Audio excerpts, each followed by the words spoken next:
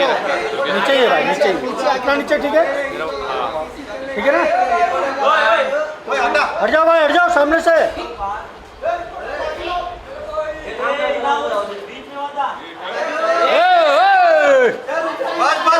Wait wait wait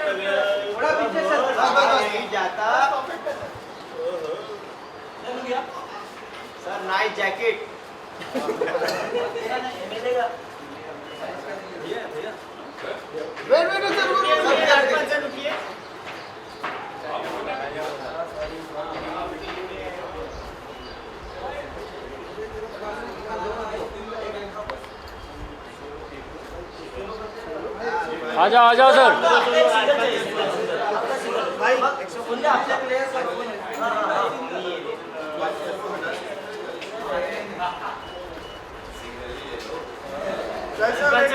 आ जाओ sir. हो गया चलो चलो चलो अंदर अंदर, हो गया चलो नेक्स्ट फ्राइडे सेम चलो भाई, चलो चलो। सर यहाँ पे ऊपर देखिए ऊपर यहाँ पे भी ये साइड बहुत दिनों के बाद ऊपर ऊपर फोटो चाहिए। Thank you sir. चलो थैंक यू चलो। थैंक यू बोल उसको, बोल। ए भाई, ये मोबाइल किसका है, इतना ऊपर उठा रहे हैं? फोटो का दादा। ये नीचे बैठे दोस्त, हट जाओ ना भाई।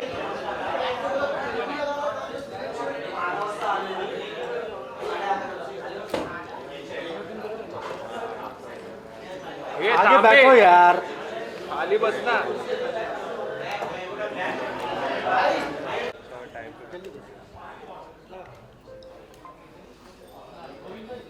श्री राजपाल जी का आज श्री राजपाल जी और साथ में मेरे एसोसिएट मिस्टर भास्कर उपाध्याय यहाँ उपस्थित हैं और हम ये चाह रहे हैं कि हम आपके सामने, क्योंकि कुछ सोशल मीडिया साइट्स में एक इंटरव्यू घूम रहा है जिसमें अनर्गल बातें करी गई हैं और साथ ही साथ कोर्ट के बारे में कुछ व्याख्यान देते हुए, तो हम ये चाहते हैं हम अपनी तरफ की बात बताएं और आप अपना एक इंडिपेंडेंट व्यू अपना लें और आगे की जो अपना पक्ष रखने के लिए श्री राजपाल यादव जी बताएंगे। नमस्कार दोस्तों,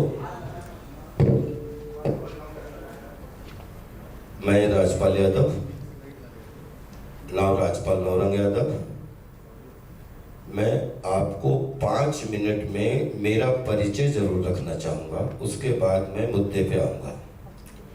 मेरा जन्म हुआ और इसके साथ में अगर विकिपीडिया या जो भी लोग जानकारी सोशल मीडिया पे देते हैं तो वो अगर कोई चीज़ उनके उस पर करेक्ट भी कर सकते हैं, क्योंकि ये जो आज बोला जा रहा है ये हर पाई, हर मात्रा, हर विराम को जवाब देने के लिए, शालीनता पूर्वक रिप्लाई देने के लिए है। राजपाल यादव का जन्म हुआ 16 मार्च, मुंशी जी ने 8 जनवरी रख दिया 71। राजपाल ने प्राथमिक शिक्षा कुंडरा, सुनासीनाथ जूनियर हाई स्कूल बंडा, जूनियर हाई स्कूल ढगा घनश्याम, फिर उसके बाद शाहजहांपुर सरदार पटेल कॉलेज, फिर उसके बाद राजकीय इंटर कॉलेज में जब पहुंचे तो 87 आ गया था। 88 में राजकीय इंटर कॉलेज में हमने एक विज्ञान स्टूडेंट के रूप में हमने एडमिशन लिया। उसी समय एक पेपरों में निकला कि अप्रेंटिस चाहिए। इसके पैरेलल में थिएटर चालू कर चुका था, क्योंकि मैं स्कूल कॉलेज छोटे छोटे सब में कुछ ना कुछ वाद विवाद प्रतियोगिता या कुछ ना कुछ चुटकुला सुनाने की मुझे आदत थी। जब 9th में 10th में प्रॉपर शाहजहांपुर में रहने लगा तो उस समय कोरोनेशन आर्ट थिएटर शाहजहांपुर, माननीय दिलीप आनंद जी, कृष्णा कुमार श्रीवास्तव जी ने जरीब मलिक आनंद से मिलवाया कि लड़का अच्छा है, अभी हाई स्कूल 11th किया है, ये थिएटर करना चाहता है। मैंने सर थिएटर ज्वाइन किया। विभा मिश्रा जी के निर्देशन में एक नाटक किया, अंधेर नगरी, चौपट राजा, टकासेर भाजी, टकासेर खाजा। ये बात 87-88 की है। उस समय 15-16 साल की उम्र थी, 17 साल की जो भी, और साथ में थिएटर करने लगा। और कक्षा 6 से अपनी किताबों की व्यवस्था अपने गांव में अपने पिताजी के साथ कैसे धान गड़ाने हैं, कैसे घास काटनी, कैसे जानवर चलाने हैं, कैसे दूध बेचना है, कैसे पढ़ाई हर कीमत पे करनी है। बड़ा परिवार बचपन से ही था। तो ऐसे करते करते फिर बड़े भाई ने ट्यूशन पढ़ाना शुरू कर दिया, सबने खेती बाड़ी करना शुरू कर दिया और पूरे परिवार ने मिलकर अपने अपने माता पिता से लेके अपने अपनी यथास्थिति अनुसार 10 रुपए से लेके और 1000 तक सभी भाइयों ने देने का प्रयास किया, जिसकी वजह से अपन 90 तक पहुंच पाए। वहां पे निकली जगह कि अप्रेंटिस चाहिए, मैंने उसमें फॉर्म भर दिया। उसमें 4000 बच्चे बैठे, मेरा सिलेक्शन हो गया। और जब सिलेक्शन हुआ तो पता लगा कि मैं फौजी टेलर बन चुका हूं। भारत सरकार रक्षा मंत्रालय के अधीन चलने वाली आयुध वस्त्र निर्माणी का मैं अब वो छात्र हूं जिसने 29वें बैच का तमगा शील्ड ले ली है और वो हाई स्कूल पास करने के बाद मांगी जाती थी। तो वहां पे मुझे ये चीज की, ये आज मेरा पूरा बैच अपने परिवार के साथ में शाहजहांपुर में आयुध वस्त्र निर्माणी रामलीला मैदान में आज पूरा बैच अपने बच्चों के साथ जीवन यापन कर रहा है और पेंशन तक पूरी व्यवस्था है। तो यहां तक इसलिए कि जो लोग बोलते हैं कि राजपाल यादव रोटी कपड़ा और मकान, दाल चावल रोटी और शिक्षा स्वास्थ्य संस्कार आचरण व्यवहार, ये सारी चीजें 1990 तक मैं अपने जीवन भर के लिए अपनी व्यवस्था कर चुका था। अब मेरी भूख नहीं भरी थी। मुझे अंगद का रोल करने का मौका मिला, वहां मनोरंजन के स्टेडियम ऐसा पैर जमा कि मैं वो नौकरी तो भूल गया साहब। मैंने कहा फौजी तो नहीं बन पाया, लेकिन फौजी टेलर का तमगा लेके अब अगर कपड़े भले न सिल पाऊं, लेकिन आसमान में इतने शब्द घूम रहे हैं ब्रह्मांड तक, उनको सिलने का काम अब अभिनेता के रूप में ही करूंगा। तो राजनीति भी उस समय खूब मोहल्ले लेवल पे करते थे, उसका बहुत शौक था, अभिनीति का बहुत शौक था, और इधर आयुध वस्त्र निर्माणी का मैं एक प्रॉपर फौजी टेलर हो गया था। सब शाहजहांपुर में छोड़ दिया कि मेरी भूख, मेरे मन की भूख कैसे मिटेगी, उसको एक ही चीज शांत कर सकती है, वो मेरी आर्ट है। मैं शाहजहांपुर से लखनऊ भारतीय नाट्य अकेडमी पहुंचा। 92, 93, 94 मैंने वहां पे बिताया और फिर भी मेरा मन नहीं भरा। मुझे लगा कि पूरा विश्व में जो 70 mm है, जो सबका मिशन होता है, बहुत बड़ा पर्दा है। मैं 94 में मैंने जो है NSD में ट्राई किया और 2 लाख फॉर्म आते हैं, जहाँ पे आपको पता है, उसमें मुझे 20 लड़कों में और लड़कियों में जगह मिल गई और 94 से 97 मुझे NSD करने का सौभाग्य मिला। सौभाग्य मिलने के बाद में मैं एक नाटक था विज्ञान शाकुंतलम, मैं श्रीलंका गया और श्रीलंका से मैं लौट के आया। तो 1997 30 जून को मैं मुंबई आया, बोरीवली उतरा, गोरेगांव ईस्ट बनराई कॉलोनी में हम 10-12 लड़के आए थे, जिसमें लड़की थी, लड़के थे, 2-3 कमरों में रहते थे।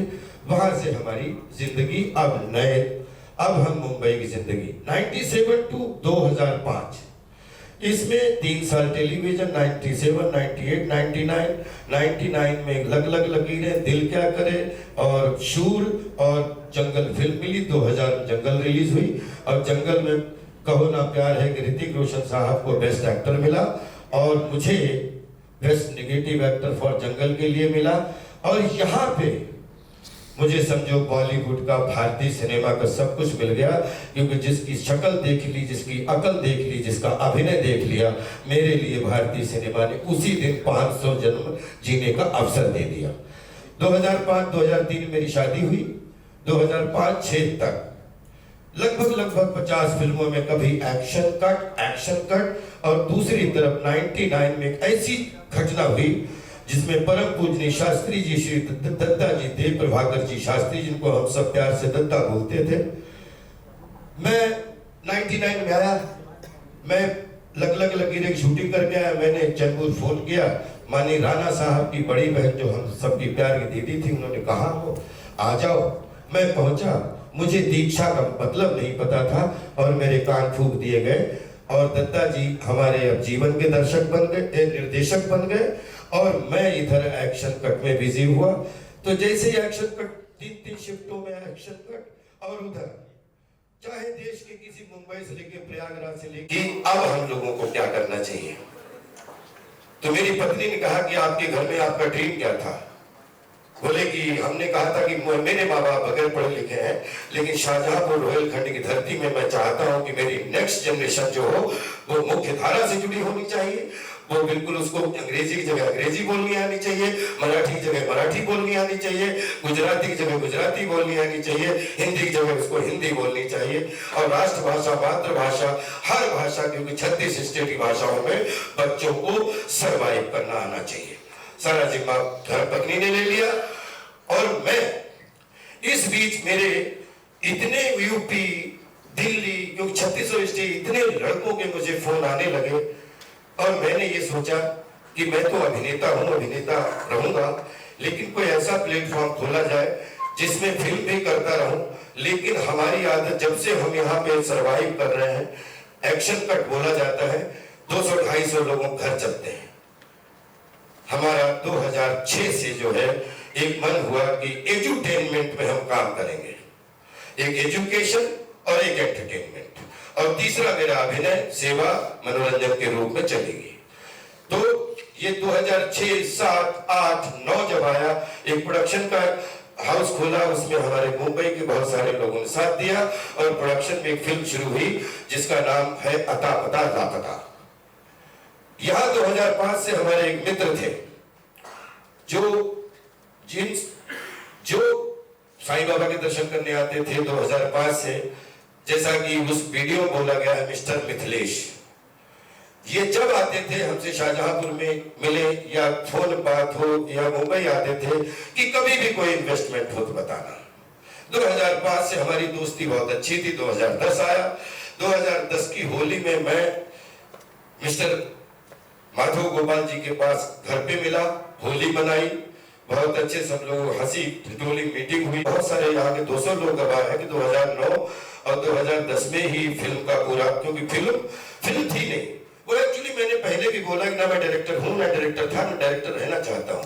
मेरे लिए डायरेक्शन सिर्फ कि जीवन में 100 मैच खेले, 2-3 मैच फुटबॉल खेल लिए और 100 मैच क्रिकेट के खेले। मैं अभिनेता था, अभिनेता हूँ, अभिनेता रहूंगा। मैंने कभी भी फिल्म के निर्माण के दौरान कभी एक्शन भी नहीं बोला। मैंने एग्जीक्यूटर का काम किया है। नाम मेरा गया है क्योंकि उसमें नाम जुड़ा था। और इतने 76 डेज इसकी शूटिंग चली है, जिसमें सबसे कम हमारे यहाँ के जितने भी देश के पूरे थिएटर के 200 कलाकारों को लेके एक ऐसा कियोस्क मंडली बनाई गई, जिसमें माननीय दारा सिंह जी से लेके आज 15-20 एक्टर जो भारतीय सिनेमा के मुख्य हिस्सा है, सपोर्टिंग के रूप में, कहीं लीड के रूप में, कहीं वो उसके सब हिस्सा थे। सबसे कम लोग ये मुंबई की सरजमीन के सारे हमारे जूनियर आर्टिस्ट जानते हैं कि कभी 500 लोग, कभी 1000 लोग, कभी 1500 लोग। और जो फिल्म सिटी का लास्ट शेड्यूल हुआ उसमें 2500 जूनियर आर्टिस्टों ने हिस्सा लिया था और उसमें भोजन भी किया था और उसका पेमेंट भी लिया था। ये टोटल, क्योंकि जीएसटी का जमाना नहीं था, तो जो पैसा मेरे पास था मैंने लगाया। जो मैंने कुछ फ्लैट लिए थे उनको मैंने अपने दोस्तों को दे दिया, उनसे लगाया। कुछ 10-12 ऐसे दोस्त थे जिनसे किसी से 20 लाख, किसी से 30 लाख, किसी से 1 करोड़, किसी से ऐसे करके हमने 10-20 अपने दोस्तों से पैसा लिया।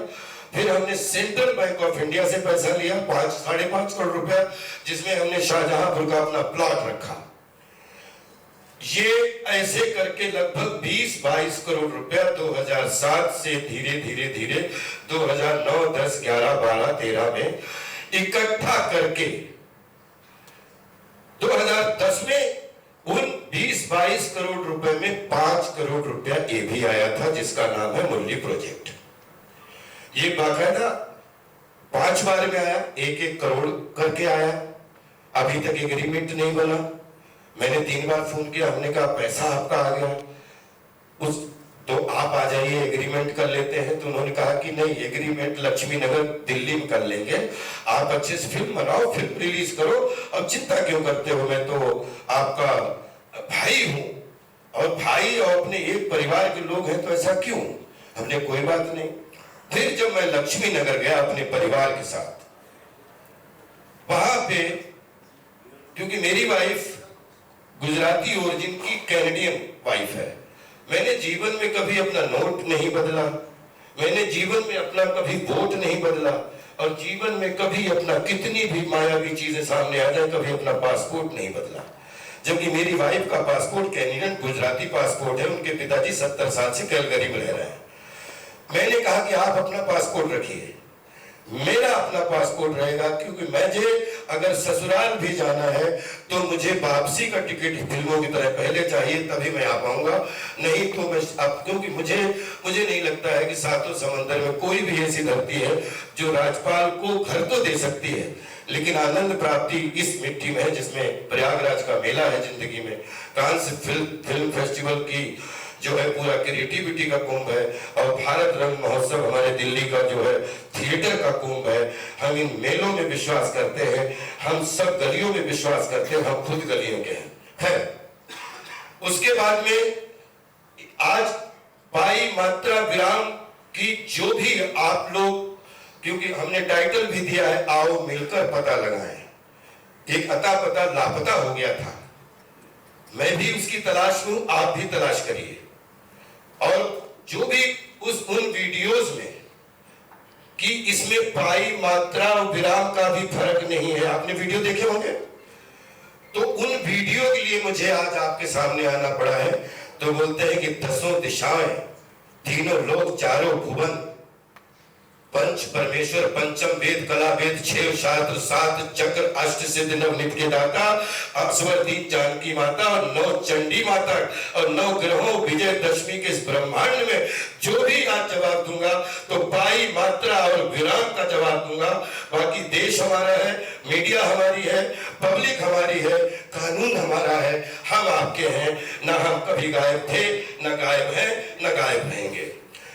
खैर, पहला एग्रीमेंट जब हुआ 2010 में हुआ, 5 करोड़ का 8 करोड़ जाना है रिलीज के बाद। 6-7 महीने बाद, 8 महीने बाद एक दूसरा एग्रीमेंट आ गया।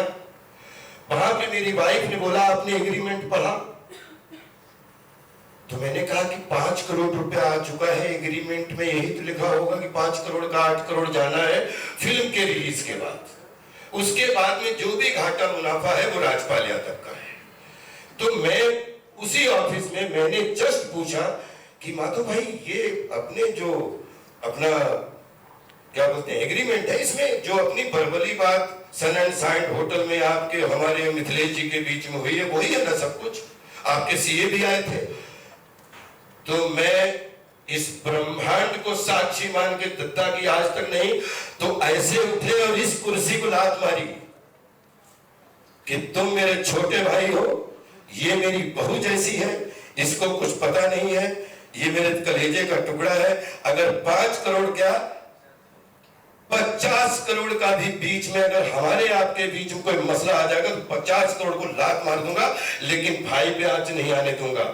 ये था 2010 जुलाई का बयान, जिसमें मेरे कान गवाह, मेरी आंखें गवाह, मेरी वाइफ गवाह, सारे लोग गवाह, मेरा छोटा भाई गवाह। उसके बाद मैं चला गया प्रयागराज, कोई फंक्शन था, फंक्शन से लौट के आया, 5-6 महीने में एग्रीमेंट मारता रहा। अब हमारी फिल्म, हाँ दूसरी चीज, 5 करोड़ रुपए जो फिल्म में आए उसी बरा में 303 ऑफिस है था उस समय, उसमें 70% फिल्म हमारे सारे टेक्नीशियन गवाह है कि उन्होंने पहले दिखाई थी। 70% फिल्म बन चुकी थी, जिसमें 15-16 करोड़ रुपए ऑलरेडी इन्वेस्ट हो चुका था। 5 करोड़ और 5 करोड़ 10 करोड़ की और जरूरत थी।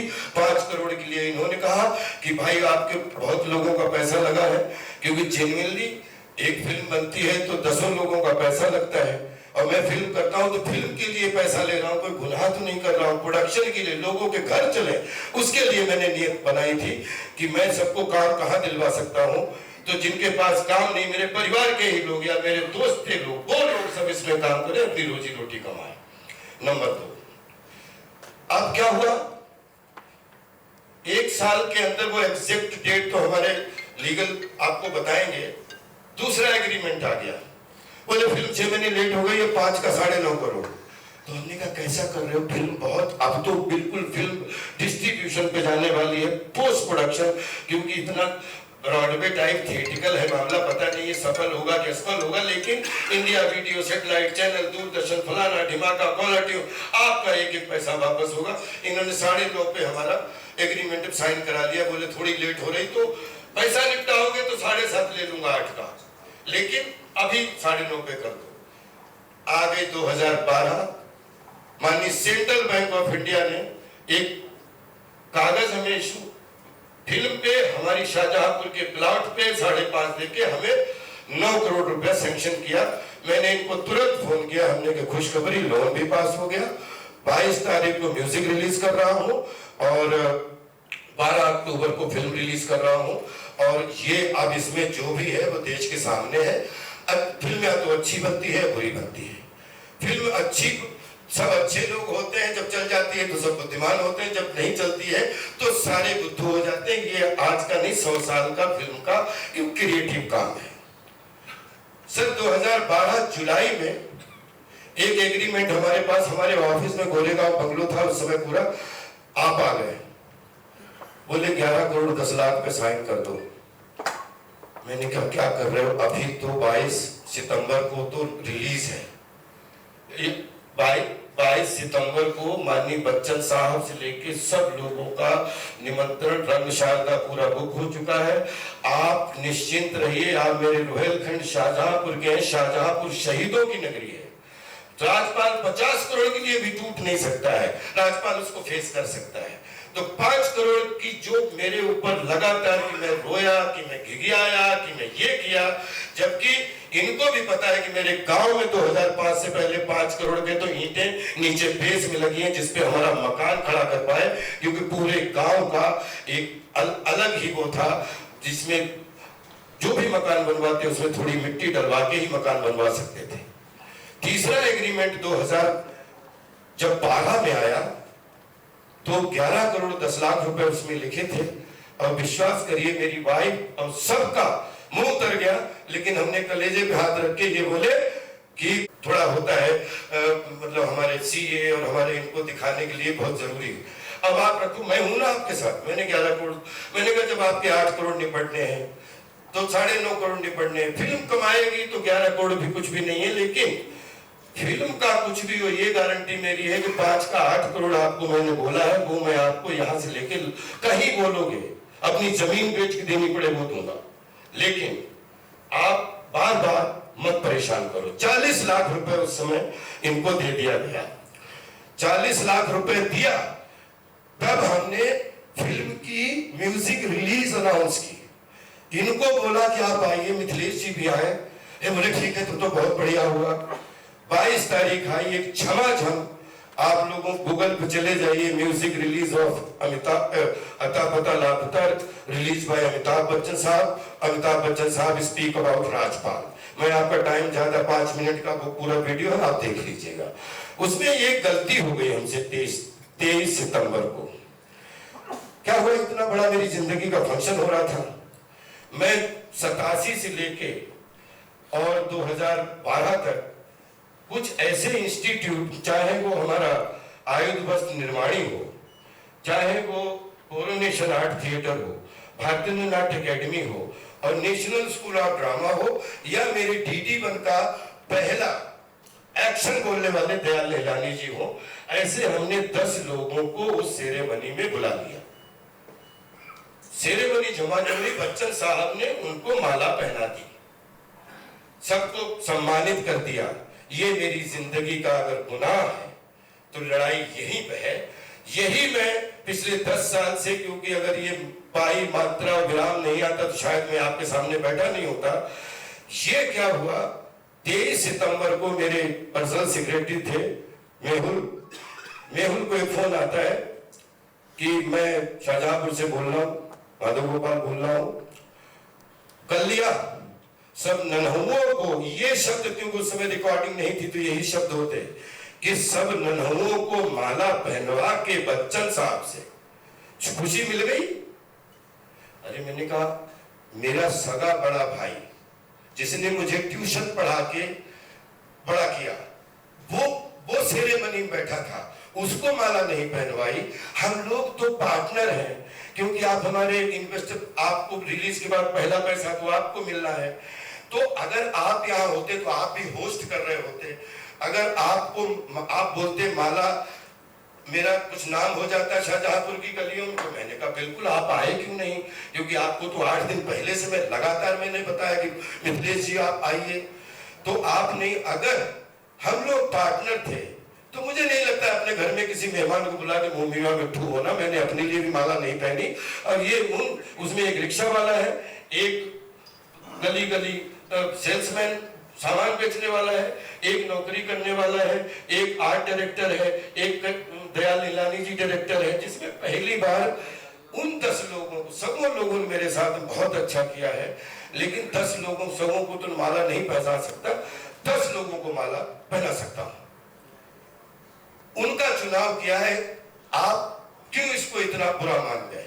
बोले 1,500 करोड़ का आदमी उस समय, क्योंकि मेरे कान कभी भी झूठ नहीं बोल सकते। दुनिया की किसी भी मशीन में मैं खुद एग्जाम देने के लिए तैयार हूं। 1,500 करोड़ का आदमी हूं। अब तो छोड़ दो, आधा पैसा मिथिलेश जी का लगा है, आधा मेरा लगा है, और अब तो तुम छोड़ दो, अब तुमसे कोर्ट में मिलता हूं। जुलाई 2012 में तीसरा एग्रीमेंट बना, जिसके अगस्त में, जिसके तारीख है, प्लीज आप सब लोग उसमें जाके फरवरी, मार्च, अप्रैल, ये इसके चेक दिए हुए थे। इसके चेक दिए हुए थे। 1 महीना बाद फिल्म रिलीज है। जैसे 22 तारीख को हुआ और पता लगा कि फिल्म स्टे हो गई माननीय हाई कोर्ट में। माननीय हाई कोर्ट में स्टे होने के बाद में मैं वहां पहुंचा। मैंने अपनी जो है प्रार्थना रखी। मेरी फिल्म में मैंने उस समय भी बोला इनका 5 करोड़ रुपया पड़ा है, लेकिन ये बोतल जो बनी है ये 20-22 करोड़ की बनी है। इसमें अगर आप गुस्सा भी हो तो आपको जब तक, क्योंकि पब्लिक में आनी है ये, तो इसको आप मार्केट में पहले क्यों, क्योंकि 5 करोड़ आपका डूब जाएगा, मेरा इसमें 15-16 करोड़ डूब जाएगा। अरे तुम 4 करोड़ की फिल्म नहीं आप बात कर रहे हो, ये मेरे से कहा गया। और पता लगा कि जैसे वो माननीय हाई कोर्ट ने हमें फिल्म रिलीज करने का आदेश दिया, 12 अक्टूबर 2012 की रिलीज थी। पीवीआर उसको पूरा पैसा पीवीआर में जमा कर दिया था, 1200 प्रिंट रिलीज होने थे।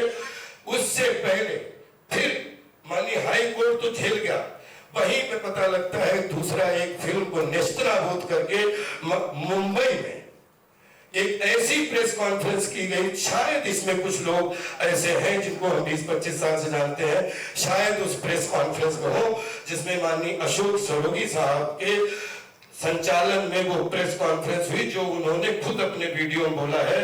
और उसमें राज्यपाल ने किया फ्रॉड, राज्यपाल ने लिया लोन, राज्यपाल ने कर दिया एक व्यापारी से ठगा, राज्यपाल ने पैसे निपटाने से पहले फिल्म।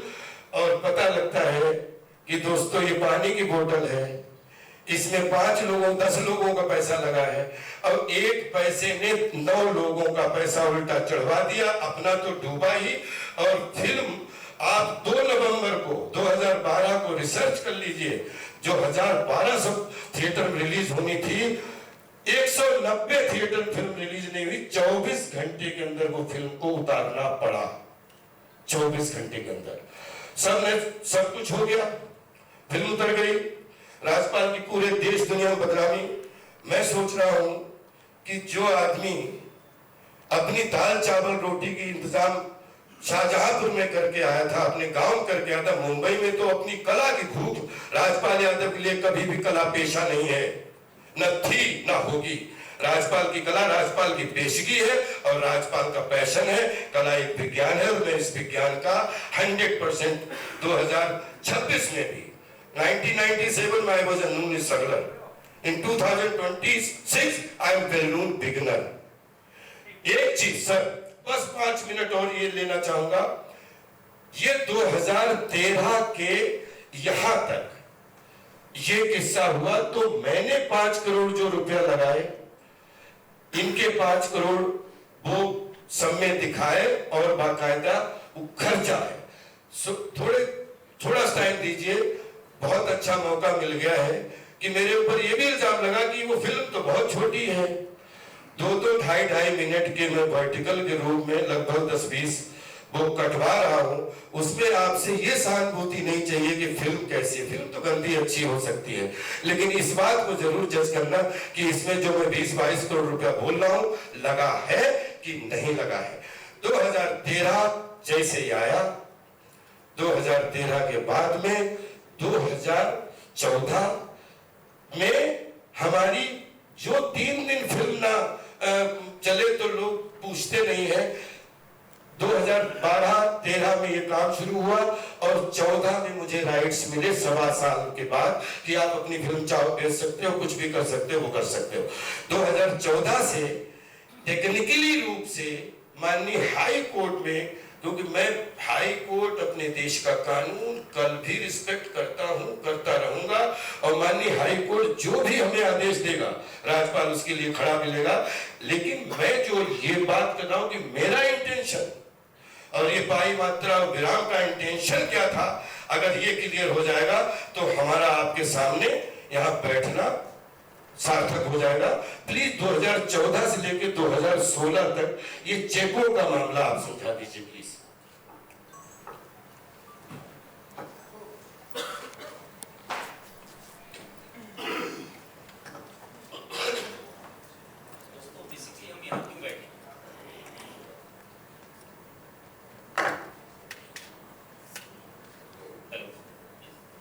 बेसिकली हम आज यहाँ क्यों बैठे, क्योंकि ये केस 2012 से चल रहा है और 2016, 2026, ये 2026, 12, 16, 26, ये 3 डेटें कम से कम आप लोग की, अभी भी ये केस सब जुडिस है, तो हम फैक्ट्स के ऊपर जो कोर्ट में है उसके ऊपर ज़्यादा बात नहीं करेंगे, लेकिन हम कम से कम हमारे यहाँ बैठने का कारण आपको जरूर बताएंगे। और हमारे यहाँ बैठने का कारण जो इसके अंदर शिकायत करता है माधव गोपाल वर्मा जी, उनकी माधव गोपाल जी, इन्होंने जो सोशल मीडिया के ऊपर एक इंटरव्यू हाफ एन आवर, आधे घंटे का जो एक इंटरव्यू उन्होंने पोस्ट किया है जो कि बहुत वायरल हो रहा है, अब वही कारण है जिसकी वजह से हम आज यहाँ बैठे, जिसके अंदर उन्होंने जो भाई साहब ने शब्द बोले राज्यपाल जी ने कि कई बार यह भगवान की कसम और ऑनरेबल हाई कोर्ट्स के जजेस के नाम ले लेकर के और कोर्ट का नाम ले लेकर के ये कहा है कि इन जो भी वो कह रहे हैं उसमें किसी भी मात्रा, पाई और विराम का भी अंतर नहीं है। हम उसका खंडन करने के लिए बैठे हैं। हम आपके सामने वो फैक्ट्स रखेंगे, वो सच रखेंगे, आपको बताएंगे कि किस प्रकार से मात्रा, विराम ही नहीं, अक्षर से अक्षर उन्होंने झूठ से और इनको बदनाम करने की कोशिश की है। आज 14 सालों के बाद हमें आप लोगों के सामने कम से कम आके ये बात और फैक्ट्स, क्योंकि हमारे पीछे टाइटल भी है कि आओ पता लगाए सच्चाई क्या है। कोई कुछ कह रहा है, कोई कुछ कह रहा है, कोई कह रहा है 10 करोड़ लिए, किसी ने कहा 20 करोड़ लिए, किसी ने कहा राज्यपाल जी ने फ्रॉड किया। तो कम से कम मैं चाहता हूं कि एक बार वो उनका जो वीडियोस उन्होंने पोस्ट की है उसकी जो मुख्य बातें हैं वो मैं आपको बताऊं, और जो फैक्ट्स हैं वो मैं लेके आया हूं। हम सिर्फ अपने मुंह से जबानों से बात नहीं करेंगे, हम जो भी आपसे बात करेंगे हमारे पास डॉक्यूमेंट्स हैं, इसके बाद हम आपको वो डॉक्यूमेंट्स भी देंगे, हम आपको साक्ष्य देंगे, हम आपको एविडेंस देंगे कि सच क्या है और झूठ क्या है। उन्होंने क्या कहा, उन्होंने जो पहली बात कही कि 5 करोड़ रुपए उन्होंने इस फिल्म में लोन दिया। ठीक है, लोन दिया, वो एग्रीमेंट जो पहला एग्रीमेंट कराया उसके बारे में राज्यपाल जी ने आपको बताया होगा। पहला एग्रीमेंट में 5 करोड़ के वो 8 करोड़ रुपए ले रहे थे। 3 करोड़ रुपए 11 महीने का ब्याज था। आप मुझे बता दें हमारे हिंदुस्तान के किस कानून के अंदर 60% का ब्याज लगता है? क्या किसी लोन एग्रीमेंट में 60% का ब्याज है? वो रो रो के कह रहे हैं कि उनके भी लोन चल रहे हैं। अगर अग्रवाल साहब एक हमें अपना एग्रीमेंट दिखा दें जिसमें वो 60% का ब्याज भर रहे किसी बैंक को या किसी पर्सनल आदमी को, तो हम मानेंगे उनकी बात में मात्रा और विराम का भी सच्चाई है। 60% का ब्याज, ये इन्वेस्टमेंट, ये लोन, ये पैसे जो लगे इस पिक्चर में, मैं अभी आपके सामने रखूंगा ये फैक्ट्स, जिससे ये साबित होगा कि ये सिर्फ पैसा लेना या पैसे का लेन देन की बात नहीं थी, ये उससे कुछ आगे थी। ये वो एक षड्यंत्र था जो राज्यपाल जी के साथ हुआ। काइंडली देखें, जो दूसरी बात उन्होंने कही कि जैसे ही उन्होंने ये एग्रीमेंट्स वगैरह साइन किए मैं आपको फैक्ट्स के बाद आऊंगा। ये मैं अभी जो उन्होंने अपनी वो एक इंटरव्यू दी है, उस इंटरव्यू के जो फैक्ट्स उन्होंने रखे हैं, पहली बात तो उन्होंने ये कही है उसके अंदर कि जो 21/4/2013 को एग्रीमेंट हुआ उसमें जो चेक बाउंस हुए ये उसका मामला है और ये वही मामला अभी माननीय हाईकोर्ट में लंबित है। ये बात सरासर गलत है। 21/4/2013 को जो एग्रीमेंट हुए वो सिर्फ 5 चेक दिए गए थे 10 करोड़ रुपए के लिए। उन 5 चेकों का आज तक कोई भी चेक बाउंस का केस किसी भी कोर्ट में न दाखिल किया गया न लंबित है। जो चेक फाइनल कंसेंट एग्रीमेंट के बाद दिए गए 21/4/2013 को, उसका कोई भी केस, मैं दोबारा बता रहा हूं, कोई भी केस किसी भी अदालत में अभी लंबित नहीं। ये जो केस है जो अभी माननीय कोर्ट में चल रहा है वो 2012 के थर्ड सप्लीमेंट्री एग्रीमेंट के चेक्स हैं और वो किस तरीके से उन्होंने ये षड्यंत्र रचा, कहां से उन्होंने ये सारी चीज शुरुआत की, वो मैं भी आपको ब्रीफ करूंगा। उसके बाद उन्होंने जो और मुख्य बातें इसमें कही हैं कि उन्होंने कभी भी राजपाल जी को जेल भेजने के लिए कोर्ट से अनुग्रह नहीं करा या कोर्ट से उन्होंने रिक्वेस्ट नहीं करी कि इनको जेल भेजें। ये बात भी सरासर झूठ है। हम आपको डॉक्यूमेंट्स देंगे, हम आपको ऑनरेबल कोर्ट्स के ऑर्डर देंगे जिसमें साफ साफ उनके वकील ने, उनके काउंसिल ने जब ये पैसे की देनदारी के लिए किसी सिक्योरिटी को लेके गए थे, जिसने अपनी संपत्ति वहां कोर्ट के सामने ओरिजिनल डॉक्यूमेंट्स, टाइटल डॉक्यूमेंट जो प्रॉपर्टी के वो रखे और रख के कहा कि साहब हम इनका पैसा जो भी है 1-2 महीने में पूरा क्लियर कर देंगे, जो भी इनका डेप्थ है, लेकिन और आप इनको कम से कम फ्री करें। क्योंकि ऑनरेबल कोर्ट ने जब एग्जीक्यूशन शुरू हुई, हम आएंगे पीछे थोड़ा सा उस पे फैक्ट पे, राजपाल यादव जी के सारे खाते सीज कर दिए थे, इनके सारे पासपोर्ट जमा थे, इनकी जितनी प्रॉपर्टी थी वो सारी अटैच थी और इन पे ये बंदिश थी कि ये अगर कहीं भी किसी से भी कोई भी पिक्चर का समझौता करते हैं या एग्रीमेंट करते हैं तो उसका जो भी पैसा है वो उस एग्जीक्यूशन में लगाएंगे।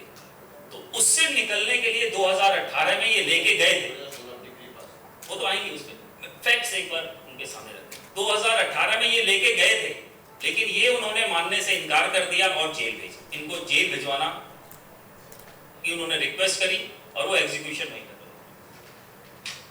और तो बेसिकली ये जो उन्होंने अपना ये अभी एक इंटरव्यू दिया उसमें जो 2 बातें उन्होंने रखी, एक कि उनकी कभी कोई मंशा नहीं थी राजपाल यादव जी को जेल भेजने की, ये सरासर झूठी है, उसके सबूत हम आपको देंगे। उनकी स्टेटमेंट रिकॉर्ड्स हैं, उनके वकीलों की स्टेटमेंट रिकॉर्ड्स हैं। उन्होंने सिक्योरिटी श्योरिटी लेने से मना कर दिया, उन्होंने कहा इनको जेल भेजे और एग्जीक्यूशन का और कोई मोड उन्होंने नहीं सुझाया उसको सेटिस्फैक्शन के लिए, इसलिए वो केस वहां खत्म हो गया 2018 में। उसके बाद इन्होंने 3 महीने की जेल की सजा काटी। किसकी वजह से? ये तो लेके गए थे सिक्योरिटी, आज भी लोगों ने अगर सहयोग न दिया होता तो शायद आप जेल में रहते। अब जो दूसरी बात उन्होंने कही है कि जो ये केस चल रहा है, ये 21/4/2013 के जो चेक्स माननीय हाई कोर्ट के अंदर दिए गए, ये उससे रिलेटेड मसला है, ये भी सरासर झूठ है। अब इसके जो फैक्ट्स है वो मैं आप लोगों के सामने एक बार रख रहा हूं, इसके डॉक्यूमेंट्स मैं आप लोगों के सामने रखूंगा। देखिए इसमें 20 मई 2010 को एक 5 करोड़ रुपए का कॉन्ट्रैक्ट एग्रीमेंट किया जाता है 10 रुपए के स्टैम्प पेपर पे, और उसके अंदर काफी सारी बातें लिखी जाती हैं, लेकिन जो उसका एसेंस था, जो मेन बात थी उसकी ये कि ये जो 5 करोड़ रुपए उसके अंदर लगाए गए हैं पिक्चर के अंदर, जो इनकी पहली production film Shri Naurang Godavari entertainment private limited को दिया गया था, राजपाल यादव जी को नहीं दिया गया था। ये पैसा Shri Naurang Godavari entertainment private limited के खाते में आई थी और मुरली प्रोजेक्ट्स प्राइवेट लिमिटेड के खाते से आई थी। इस पैसे को 5 करोड़ रुपए जो इन्होंने लगाया था, इसका एसेंस ये था कि ये पैसे प्रोडक्शन और रिलीज के लिए दिए जा रहे हैं। उसमें 4 जगह ये बातें लिखी हुई हैं कि ये प्रोडक्शन और रिलीज के लिए दी जा रही है। और 10 चेक दिए गए और 31/3/2011 का इसका उन चेकों का ड्यू डेट था। तो ये 11 महीने का लगभग एग्रीमेंट था। 5 करोड़ के 60% के लगभग से उन्होंने ब्याज लगा करके 11 महीने का ये 8 करोड़ लेना था। किसी कारणवश ये पिक्चर उस टाइम तक कंप्लीट नहीं हो पाई। तो फिर एक फर्स्ट फर्स्ट सप्लीमेंट्री एग्रीमेंट, ये सब कंटिन्यूएशन में है, ये एग्रीमेंट सब एक ही चीज के लिए की गई है और एक के बाद एक की गई है। अगर उनकी मंशा ये थी कि अगर पिक्चर उनका पैसा उनको चाहिए था तो ये दूसरी सप्लीमेंट्री एग्रीमेंट करते ही नहीं। उन्होंने उसके बाद पहली सप्लीमेंट्री एग्रीमेंट 21/9/2011 को की, जो कि ये रकम जो 5 करोड़ थी अब उन्होंने वो बढ़ा के 9,38,06,332 रुपए कर दी, क्योंकि इनकी भी पिक्चर ऑलमोस्ट बन के रिलीज होने के कगार पे थी। तो ये इन्होंने कहा कि कोई बात नहीं, हम कर लेते हैं, अगर हम 8 दे रहे हैं तो हम आगे भी पैसे दे सकते हैं। इस एग्रीमेंट में भी इंटरेस्ट जो था ये 3 महीनों के लिए जो इंटरेस्ट लगाया गया 1,38,06,332 रुपए लगाया गया और इसमें 6 चेक्स दिए गए। जो पुराने 2010 के एग्रीमेंट में जो चेक दिए गए थे ओरिजिनल में वो वापस कर दिए गए, ये फ्रेश चेक दिए गए 6।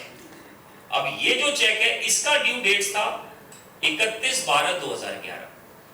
अब इस 31/12/2000 ये पिक्चर कंप्लीट नहीं हो पाई तो एक और एग्रीमेंट इसके बाद सेकंड सप्लीमेंट्री एग्रीमेंट 4 अप्रैल 2012 को किया गया और इसमें ये जो रकम 5 करोड़ की थी इसमें ब्याज वगैरह लगा के उन्होंने ये रकम 10,72,52,745 रुपए बना दी।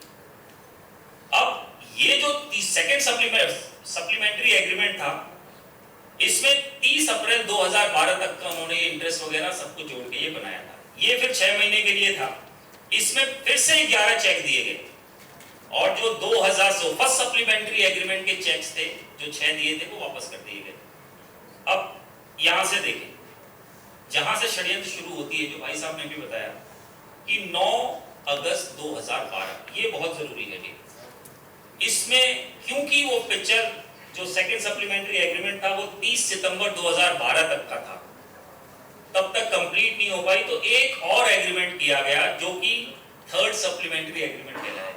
ये थर्ड सप्लीमेंट्री एग्रीमेंट में जो 5 लाख की रकम थी वो बढ़कर 11,10,60,350 रुपए बन गई। अब आप देखें ये लोन है, ये लोन है और ये हमारे हिंदुस्तान में चल रहा है। ये सब 60% का ब्याज, 5 करोड़ के 11 करोड़ और पैकेज। वो तो फंसे हुए थे, वो तो देंगे, वो एग्रीमेंट करेंगे, लेकिन हम इन्हें उससे भी समस्या नहीं थी, इन्होंने साइन किया, इन्होंने कभी उससे इनकार किया नहीं। लेकिन समस्या कहां शुरू हुई? षड्यंत्र हुआ ये जो थर्ड सप्लीमेंट्री एग्रीमेंट किया गया यहां से। अब इसमें जो मुख्य बातें हैं वो मैं आप लोगों को बताना चाहता हूं और यही है वो चेक्स, यही है वो सब जुडिस चेक्स जो अभी ऑनरेबल कोर्ट में है। तो इसलिए इस पे ज्यादा मैं फैक्ट्स पे बात नहीं करूंगा, सिर्फ आपको इसके जो महत्वपूर्ण चीजें हैं वो बताऊंगा। इस एग्रीमेंट के तहत 8 चेक दिए गए थे। पहला चेक 60,60,350 रुपए का और उसके बाद और 7 चेक 1.5 करोड़ रुपए के दिए गए थे। और जो इंपॉर्टेंट चीज है कि जो ये 60,60,350 रुपए थे, जब ये थर्ड सप्लीमेंट्री एग्रीमेंट किया गया 9 अगस्त 2012 को, तब तक 40 लाख रुपए माधव गोपाल जी को ऑलरेडी राजपाल जी ने दे दिए थे। इसीलिए ये एग्रीमेंट हुआ। ये किसी के रोने धोने यहाँ पे आकर के ये जो जिस तरीके से उन्होंने ये सारी अपनी स्टेटमेंट में कहा है कि हम वहां रोए, आंसुओं से रोए और ये सारी बातें झूठी हैं। कोई आदमी आंसुओं से भी रो रहा है और 5 करोड़ के 9 करोड़ और फिर 10 करोड़ और फिर 11 करोड़ भी बना रहा है। ये दोनों बात एक साथ नहीं चल सकती है। या तो वो आंसुओं से रो रहे थे या राजपाल जी आंसुओं से रो रहे थे, ये आपको ये कागज बता रहे हैं कि कौन आंसुओं से रो रहा था।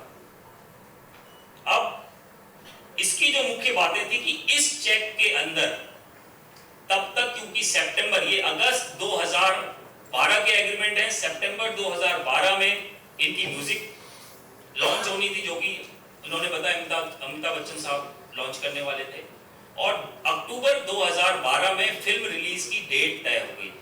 ये सारी बातें इनको पता थी बहुत अच्छे से, इसीलिए ये सारे चेक्स तो दिए गए। इनका जो ड्यू डेट्स हैं वो 15 जनवरी 2013, 31 जनवरी 2013, 16 फरवरी 2013, 18 फरवरी 2013, 21 फरवरी 2013, 25 फरवरी 2013, 28 फरवरी 2013, ये ड्यू डेट्स थे चेक्स के। अब इन्होंने क्या किया? अब ये षड्यंत्र देखे कहां से शुरू होता है। जैसे इन्होंने ये एग्रीमेंट किया अगस्त में, सितंबर में माधव गोपाल अग्रवाल जी माननीय हाईकोर्ट पहुंच जाते हैं ये कहते हुए कि साहब हमने तो ये एग्रीमेंट किया है, हमारे पैसे दिलवा दिए जाएं। जिसकी ड्यू डेट, जिन चेक्स की ड्यू डेट अभी आई भी नहीं थी, ये चेक अभी बाउंस भी नहीं हुए थे, उन चेक्स की रिकवरी के लिए वो सीधे हाई कोर्ट पहुंच गए कि हमें ये पैसे के राइट, इनके फिल्म की राइट या तो हमें दिला दिया जाए। और माननीय हाई कोर्ट ने कहा कि राइट्स की तो यहाँ पे जो बात है उनको नोटिस करने के बाद उनको आग्रह किया कि आपको तो पैसा चाहिए, उन्होंने कहा हाँ जी हमें ये पैसा चाहिए। इस एग्रीमेंट को, एग्रीमेंट की तय समय से पहले हाई कोर्ट में जाकर के उन्होंने रिकवरी सूट फाइल कर दी। अब इन्हीं चेक्स को, जो ये रिकवरी सूट उन्होंने 2012 में फाइल की, फाइल करते ही इनको नोटिस हो गया अक्टूबर में, क्योंकि पिक्चर 12 अक्टूबर को रिलीज होनी थी। वहां इनसे एप्लीकेशन दे करके उनकी तरफ से कहा गया कि अगर ये अंडरटेकिंग दे देते हैं लिखित में कि जो चेक इन्होंने 2012 को ये दिए गए हैं ये क्लियर हो जाएंगे तो हम इनकी मूवी रिलीज कर देंगे, हमें कोई ऑब्जेक्शन नहीं होगा। इन्होंने अंडरटेकिंग दे दी।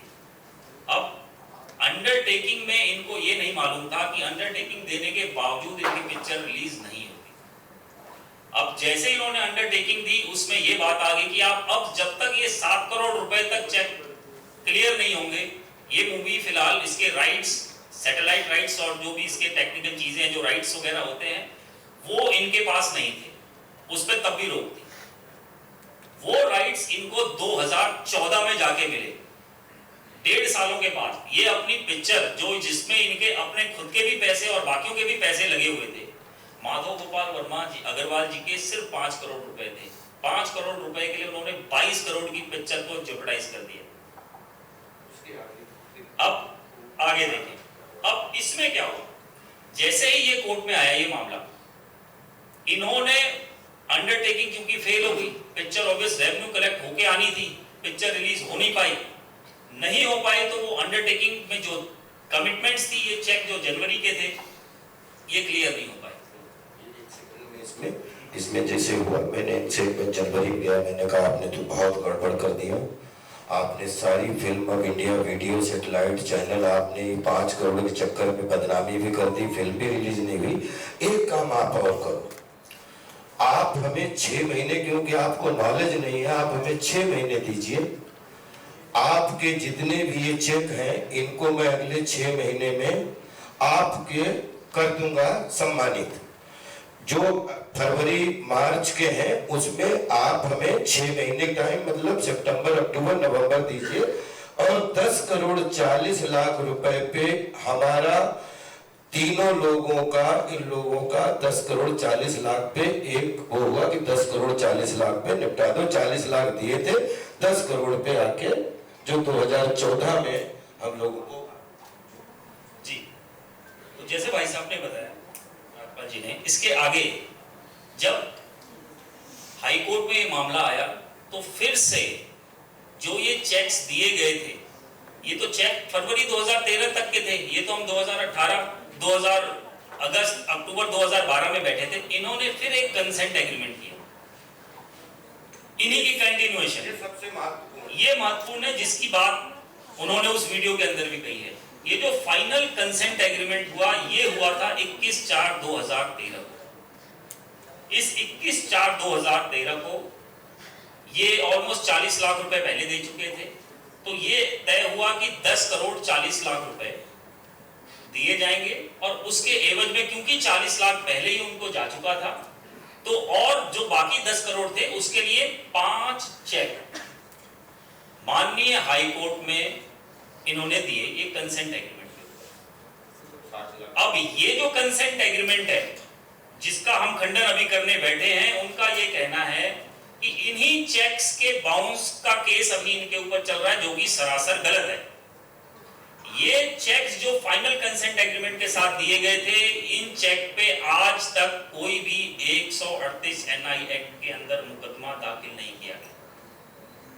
जो 2012, अब उससे भी जरूरी चीज क्या है, जो ये कंसेंट एग्रीमेंट है, इसके अंदर इन्होंने लिखा कि जो 2012 के हमने 8 चेक लिए हुए हैं, उसको हमने ऑलरेडी कोर्ट में डाल दिया सारे बाउंस हो गए थे और उसका मुकदमा एनआई एक्ट में आपका पंजीकृत हो गया गड़गड़ुमा कोर्ट के गड़गड़ुमा कोर्ट में, जो कि सरासर गलत है।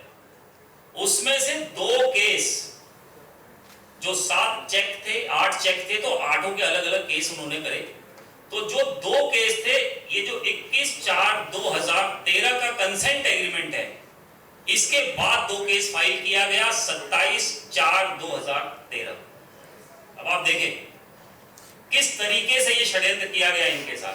कंसेंट में उन्होंने माना कि पुराने चेक्स में हमने केस डाल दिए, जबकि वैसा नहीं था। वो सारी कॉपी हम लेके आए हैं, अगर आप लोग को जरूरत होगी तो हम वो भी दिखाएंगे आप। अब इसके बाद क्या हुआ? इसके बाद केस चलता रहा।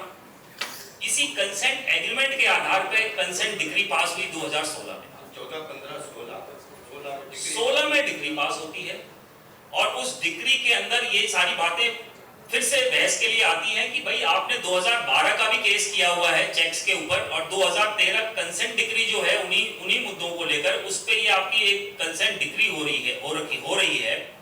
तो इसमें क्या दोनों चलेंगे? माधव गोपाल अग्रवाल जी के वकीलों ने वहां पे ये माना और उस ऑर्डर शीट के अंदर लिखा हुआ है, उन्होंने कहा कि ये पैसा जो 2013 का एग्रीमेंट है, इसके हिसाब से अगर उनको मिल जाएगा तो वो पुराने केसेस को नहीं चलाएंगे और वो पुराने केस चेक्स जो हैं और जो एग्रीमेंट्स हैं वो रिवाइव नहीं होंगे।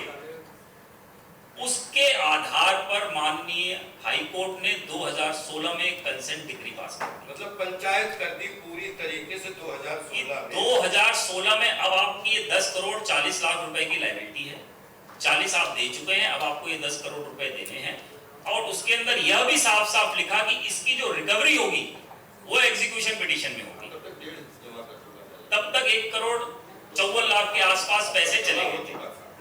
अब इसके बाद क्या होता है?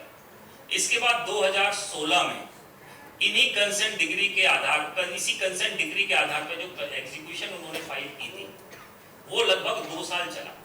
उसी की मैंने शुरू में आप लोगों को बात बताई कि 2018 में इनके सारे खाते, 16 से ही इनके खाते सीज, पासपोर्ट जमा, इनके ऊपर कंडीशन, इनकी सारी प्रॉपर्टी अटैच। यहीं पे मैं 18 तक मैं अपने शब्दों में 1 सेकंड बता दूंगा कि क्या हुआ। जब 2016 में मुझे डिग्री पास हो गई तो मुझे ये बताया गया कि अब आपको टोटल 1040 जमा करना है।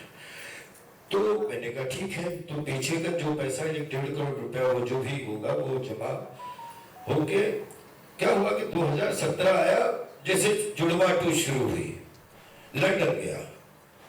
सबसे पहले जो भी 15 लाख रुपया आया, सबसे पहले हमारे मैनेजर साहब हैं, उन्होंने तुरंत कोर्ट में भिजवाया। फिर क्या हुआ कि उस समय 2018 को, उससे पहले हमारे एक अनंत दत्ताराम लाड जी हैं, यही के हमारे मित्र हो गए थे। उन्होंने एक आइडिया दिया कि राजपाल भाई आप मेरे पार्टनर बन जाओ, आप मेरे प्रमोटर बन जाओ। मेरे पास में कुछ जमीन ऐसी है जिसको हम अगर 2-4 साल के लिए गिरवी या बेच भी दें कोई फर्क नहीं पड़ेगा। उन्होंने अपनी पूरे कागज लिए और वो 2018 30 नवंबर 2018 को हम लोग पहुंचे। हम बड़े खुश थे। माननीय आदरणीय हाई कोर्ट में राजीव साहेब डिलो साहब जज थे और बहुत वहां पे डॉक्टर सूरत सिंह एडवोकेट, भास्कर उपाध्याय जी और बहुत सारे वकीलों का जवाब आड़ा था।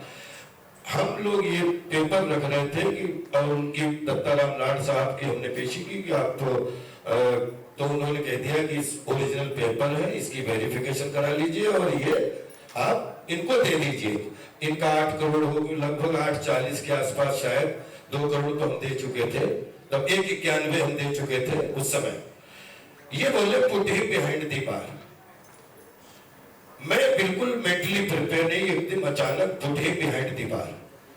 तो सूरत जी और अचानक वहां पे ये ऐसा आप आदेश पढ़ लीजिए, वहां बिल्कुल पंचायत की तरह का, बहुत सारे वकीलों के बीच में, कि राजपाल यादव डिग्री हो चुकी है। दोनों पार्टियों का जब हो गया 10-40 लगभग उसने जमा कर दिए, बाकी वो जमा कर रहा है। ये ड्यूटी माननीय हाई कोर्ट की है, आपको पैसा दे, आप उसके लिए जेल मांगने लगे।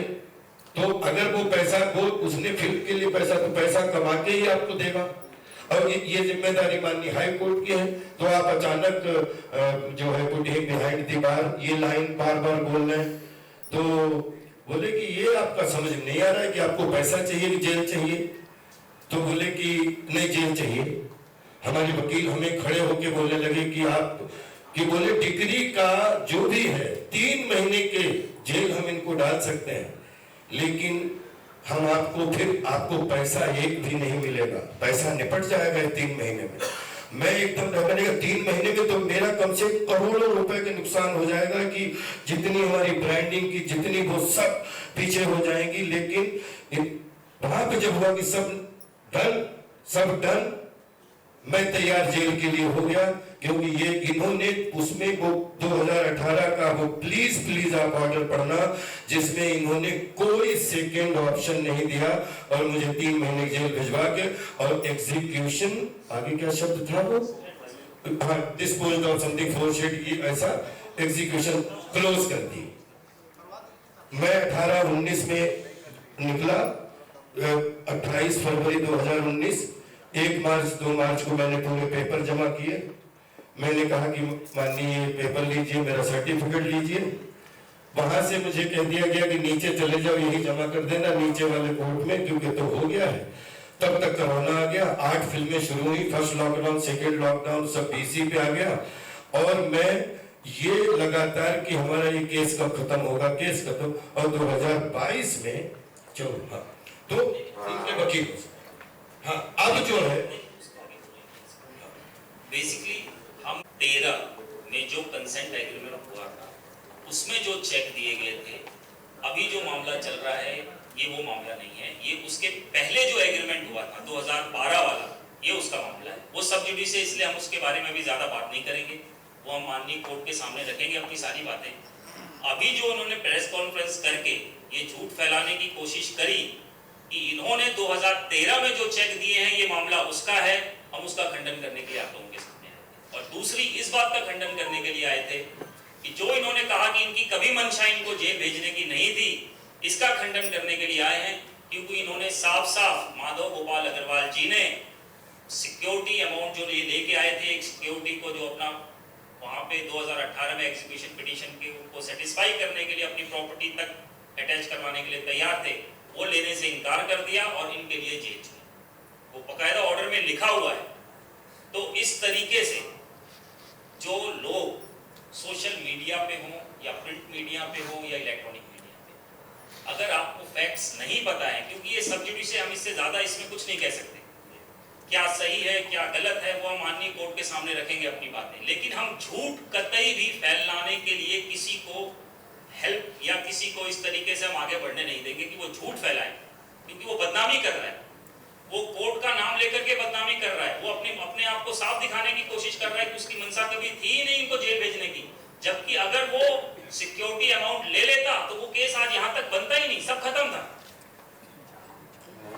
उसकी मंशा पैसे की थी नहीं। तो इसके आगे जो भी फैक्ट्स या चीजें हम कोर्ट के सामने रखेंगे, क्योंकि वो सब्जुडिस है, यहाँ तक बताना जरूरी था आप लोगों को कि उसकी मंशा पैसे लेने की नहीं थी, नियत ही गलत थी, अदरवाइज वो 2018 में ही ये मामला खत्म हो गया होता। और दूसरी 21/4/2013 के चेक बाउंस का मुकदमा आज तक नहीं दाखिल हुआ और न ये वो केस जो अभी फिलहाल माननीय न्यायालय में। हाँ, जब मैं अंत में, अब आप लोग प्रश्न उत्तर से पहले 2 मिनट आपके और लेना चाहूंगा, लगभग जो भी रखना अपनी बुद्धि से रखवाए वो रखा। राजपाल यादव को 2 मिनट आप जब राजपाल यादव ने 2006 में अपना गांव गोद लिया, तो 20 साल के लिए भाई छोड़ा, उसके बच्चे, मेरी वाइफ पढ़ाए, लेकिन मैंने कहा मेरा सपना इस गांव में, मैं कीचड़ में घूमा हूं, इसमें मुझे जूते पहन के घूमना है। पिछले 20 साल से मेरा भाई लगातार निरंतर नालियां पराठे लेके मेरा पूरा गांव, जिसमें 250 छप्पर पढ़ते थे, आज 250 मकान बन चुके हैं, आप लोग जाके फोटो खींच सकते हैं, जिसमें पूरी जो भी सुविधाएं मिलती गवर्नमेंट से, इससे उससे, बगैर किसी लालच के लगातार मेरा प्रोडक्शन खोलने का कोई इरादा नहीं था। प्रोडक्शन खोलने की नीयत ये थी कि हमारे पीछे भी 100, 200, 500 अभिनेताओं की एक लंबी लिस्ट है। मैं चाहता हूं सबके चूल्हे अच्छे जले, सबके चूल्हे अच्छे चले, क्योंकि हम कलाबाज लोग हैं, कला के लिए जीते हैं। फिर उसके बाद जब ये फिल्म का आया तो ये इसमें पता लगा 2008 की 9 की बात आपको याद होगा कि मंदी आई थी, 10-12 फिल्में फ्लोर पे थी, 3-4 करोड़ रुपया उस समय जो 40 करोड़ के बराबर मेरा मार्केट में था। 6 महीने की मल्टीप्लेक्स की 2008 में नवंबर के बाद हड़ताल आई थी। हमारी इस बॉलीवुड के हमारे कितने प्रोड्यूसर इस बात गवाह हैं कि बॉलीवुड जब मुसीबत, तो राजपाल यादव ने किसी से 1 रुपया नहीं मांगा, सारे पैसे हमने कहा कि 5 फिल्मों पैसे कमा के हमने अपना मुंबई में घर चलाया है। आपके एक फिल्म में अगर आपका पैसा रुक गया है बिकॉज ऑफ हड़ताल है, वो हुआ। 2012 में ये हुआ। 2014 में भोपाल प्रेयर फॉर रेनाई, तो वो उस समय कुछ हुआ। फिर जुड़वा 2 आई तो फिर 3 महीने का ही हुआ। फिर 8 फिल्में शुरू हुई कोरोना में, first lockdown, second lockdown, police से लेके भूल भुलैया सब 2022 में आई। मतलब फिर वो इस बीच में 3 चंक में राजपाल यादव ने लगभग 50 हमारे ऐसे मित्र हैं जिनसे लेन देन किया है पिछले 20 सालों में। तो 20 सालों में उनको लेन देन भी गड़बड़ हुआ, सब इन कॉम्प्लिकेशन के ऊपर। दूसरी बात, अब मेरी हैसियत में जरूर बताना चाहूंगा कि राजपाल की जेब में अगर 1 रुपया ना हो तो बिलीव करिए पिछले 10 साल तो फिल्में 2000 से 2010 तक, तो आज अगर 1 रुपया तो 36 स्टेट में हमारे लिए 36 गेस्ट हाउस हमें प्यार के लिए है, हमारे को पद नहीं है। अगर हम किसी भी 700 जिले हैं, किसी भी जिले में चले जाएं तो कहीं 15 गाड़ियां, कहीं 10 गाड़ियां, कहीं 5 गाड़ियां, जिसमें मुझे कभी डीजल नहीं डालना पड़ा, क्योंकि वो मेरे नाम पे नहीं है लेकिन मेरे नाम पे ही आती हैं। तो कम से कम इस भारत में 7000 गाड़ियों का मालिक है राजपाल यादव, और कम से कम 36 स्टेट में जितने जिले हैं उनमें हर जिले एक डीएम साहब होते हैं और एक एसपी साहब होते हैं, और कहीं भी जाऊं कोई पद में नहीं, लेकिन इतना अच्छा उनके बच्चों का मनोरंजन करता हूं तो वो रुकवाने की व्यवस्था कहीं भी करवा सकते हैं। दूसरी चीज, आज पिछले 10 साल में जो हमने सीखा, कोरोना के बाद में लगभग 1000 सब्जेक्ट पे हमने रिसर्च की, हमारी पूरी टीम गवाह है। कम से कम हमने 2 दर्जन सब्जेक्ट निकाले कि अगले 10 साल में हमारा भारतीय सिनेमा हमें उत्तर, दक्षिण, पूर्व, पश्चिम, मध्य में कितने रोल देता है, ये मेरा सौभाग्य होगा। लेकिन मैं भारतीय सिनेमा का पुत्र हूँ, टीम 11 का अभिनेता हूँ। मैं क्या करना चाहता हूँ कि मैं NSDBNA और थिएटर का पास आउट हूँ, तो सिल्वर जुबली तो हाफ सेंचुरी तो किसी भी तरीके से पूरी हो गई। अब गोल्डन जुबली में वो काम करूंगा जो मुझे तन में भी खुशी दे, मन में भी खुशी दे, और लोगों को भी नयापन लगे, क्योंकि every day is new day, upgraded version होना चाहिए। फिर अब 2026 में आपसे ये कहना चाहता हूं कि अगले 2032 तक, क्योंकि जैसे सब पार्टियां अपना अपना मिशन बनाती हैं, मैं भी कभी बताना तो नहीं चाह रहा था, लेकिन ये जरूरी बताना चाहता हूं कि राजपाल यादव ने पिछले 10 साल में जो सबक जो भी सीखा है, अगले 7 साल में 1200 करोड़ का राजपाल के पास में ब्रांडिंग का काम है, जिसके 4 एग्रीमेंट मेरे पास रखे हैं। वो पैसे 2012 से 35 के बीच में सारे 26 के अंत तक आपको रिजल्ट मिल जाएंगे। इसमें फिल्में नहीं है, किसी का 200 करोड़ का प्रोजेक्ट है तो किसी का 2000 करोड़ रुपए, किसी में फीस है तो किसी में शेयर है। एक चीज, मेरे पास में 10 फिल्में ऐसी हैं जिसमें अभी 15 मई को भूत बंगला रिलीज होने जा रही है, उसके बाद में वेलकम टू द जंगल आ रही है, उसके बाद में हैवान आ रही है, उसके बाद में बहुत सारी लिस्ट ऐसी हैं जो अपन कर रहे हैं। राजपाल यादव को ये पिछले 20 दिन में सोशल मीडिया में गुल्लक से लेके, क्योंकि हम तो अंदर थे, हमें तो पता नहीं लग पा रहा था ज्यादा, तो छोटे बच्चों के गुल्लक से लेके और जो सोशल मीडिया के माध्यम से 1 करोड़ रुपए से लेके 1 रुपए से लेके 1000 लेके, क्योंकि टाइम 22-23 के घर पहुंचा हूं, अभी भी बीवी बच्चे सेटल हो रहे हैं, तो पूरा एक स्टेटमेंट निकलवा के आपके माध्यम से पूरी सोशल मीडिया के उन बंधुओं से, क्योंकि मुझे लगता है कि 4-5 नाम ऐसे हैं जिनका नाम लेना हृदय से चाहता हूं, लेकिन 50 नाम ऐसे हैं जो कभी भी सोशल मीडिया पे नहीं आएंगे, लेकिन मुझे मालूम है कि 25-30 साल से मेरी बैकबोन बने हुए हैं। तो जो सोशल मीडिया के माध्यम से जिन्होंने मन से धन से मदद की, या सोशल मीडिया के बगैर जिन लोगों ने तन से मन से मदद की है, तो मैं उनका हृदय से आप सबके सामने नमन करता हूं। और मैं सबसे ये प्रार्थना करना चाहता हूं कि मुझे सहानुभूति तो आपकी है, तभी तो मैं 30 साल से आप लोगों के बीच में पढ़ रहा हूं, लेकिन आप प्लीज जिसने अपना जो मदद की है, आप अपने अकाउंट की डिटेल जरूर भेजिएगा। समय आपसे सिर्फ समय चाहिए, लव तो आपका है। जो जिसका जिस तरीके से पैसा आया है, उसी सम्मान और आभार के साथ में वो पैसा उनके सबके अकाउंट में वापस जाएगा। और धन्यवाद भी बोलूंगा कि इतने देश के इतने लोग मेरे साथ, इतने बच्चे खड़े हो गए, इसके लिए मैं ये कर्जा शायद मैं जीवन भर नहीं उतार पाऊंगा। और दूसरी चीज, जैसा कि मैंने बोला कि मेरे पास में जैसे सबके प्लान होते हैं, तो 2025 से 2035 तक मेरा भी प्लान है, जिसमें मैंने बोला कि मेरे पास मैं यूएई का गोल्डन मैन हूं, ये मेरी प्राण भूमि है भारत, जिसमें इतने हैं कि कोई 5,000 करोड़ कंपनी है, कोई 10,000 करोड़ कंपनी है, कोई 1,000 करोड़ कंपनी है, जिसमें अलग अलग तरीके से अपनी मेहनत कमाई करके ब्रांड एम्बेसडर के रूप में मेरे पास में एग्रीमेंट भी है और प्रॉपर, क्योंकि वो आएंगे और 10-1200 आराम से मेरे पास काम है। कुछ पिछले 10-15 साल में मेरे पास में मैं राजपाल यादव कभी डूबा नहीं था, मैं उलझा हुआ था, उलझा हुआ, लगातार निकल रहा हूं। जिनके पैसे आपको पता है उनका भी पैसा, और जिनके पैसे आपको नहीं पता है, मुझे पता है, उनका भी पैसा, वो उनको इस मंच के माध्यम से कि इस भारत की भूमि ने, विश्व की भूमि में 1 रुपया भी अगर राजपाल ने किसी का लिया होगा, तो राजपाल को इसी जन्म में निपटाना है, सम्मान और आभार के साथ। दूसरी चीज, मेरे पास में ऐसे कुछ लोग हैं पूरे देश दुनिया में, जब आप मदद करने पे ही आ गए हो, तो ऐसे जिनकी 10,000 करोड़ कंपनी है, 5,000 करोड़ कंपनी है, 2,000 करोड़ कंपनी है, जो 150 करोड़ वाले लोग हैं, वो तो हमारे अपने जिगर के टुकड़े हैं।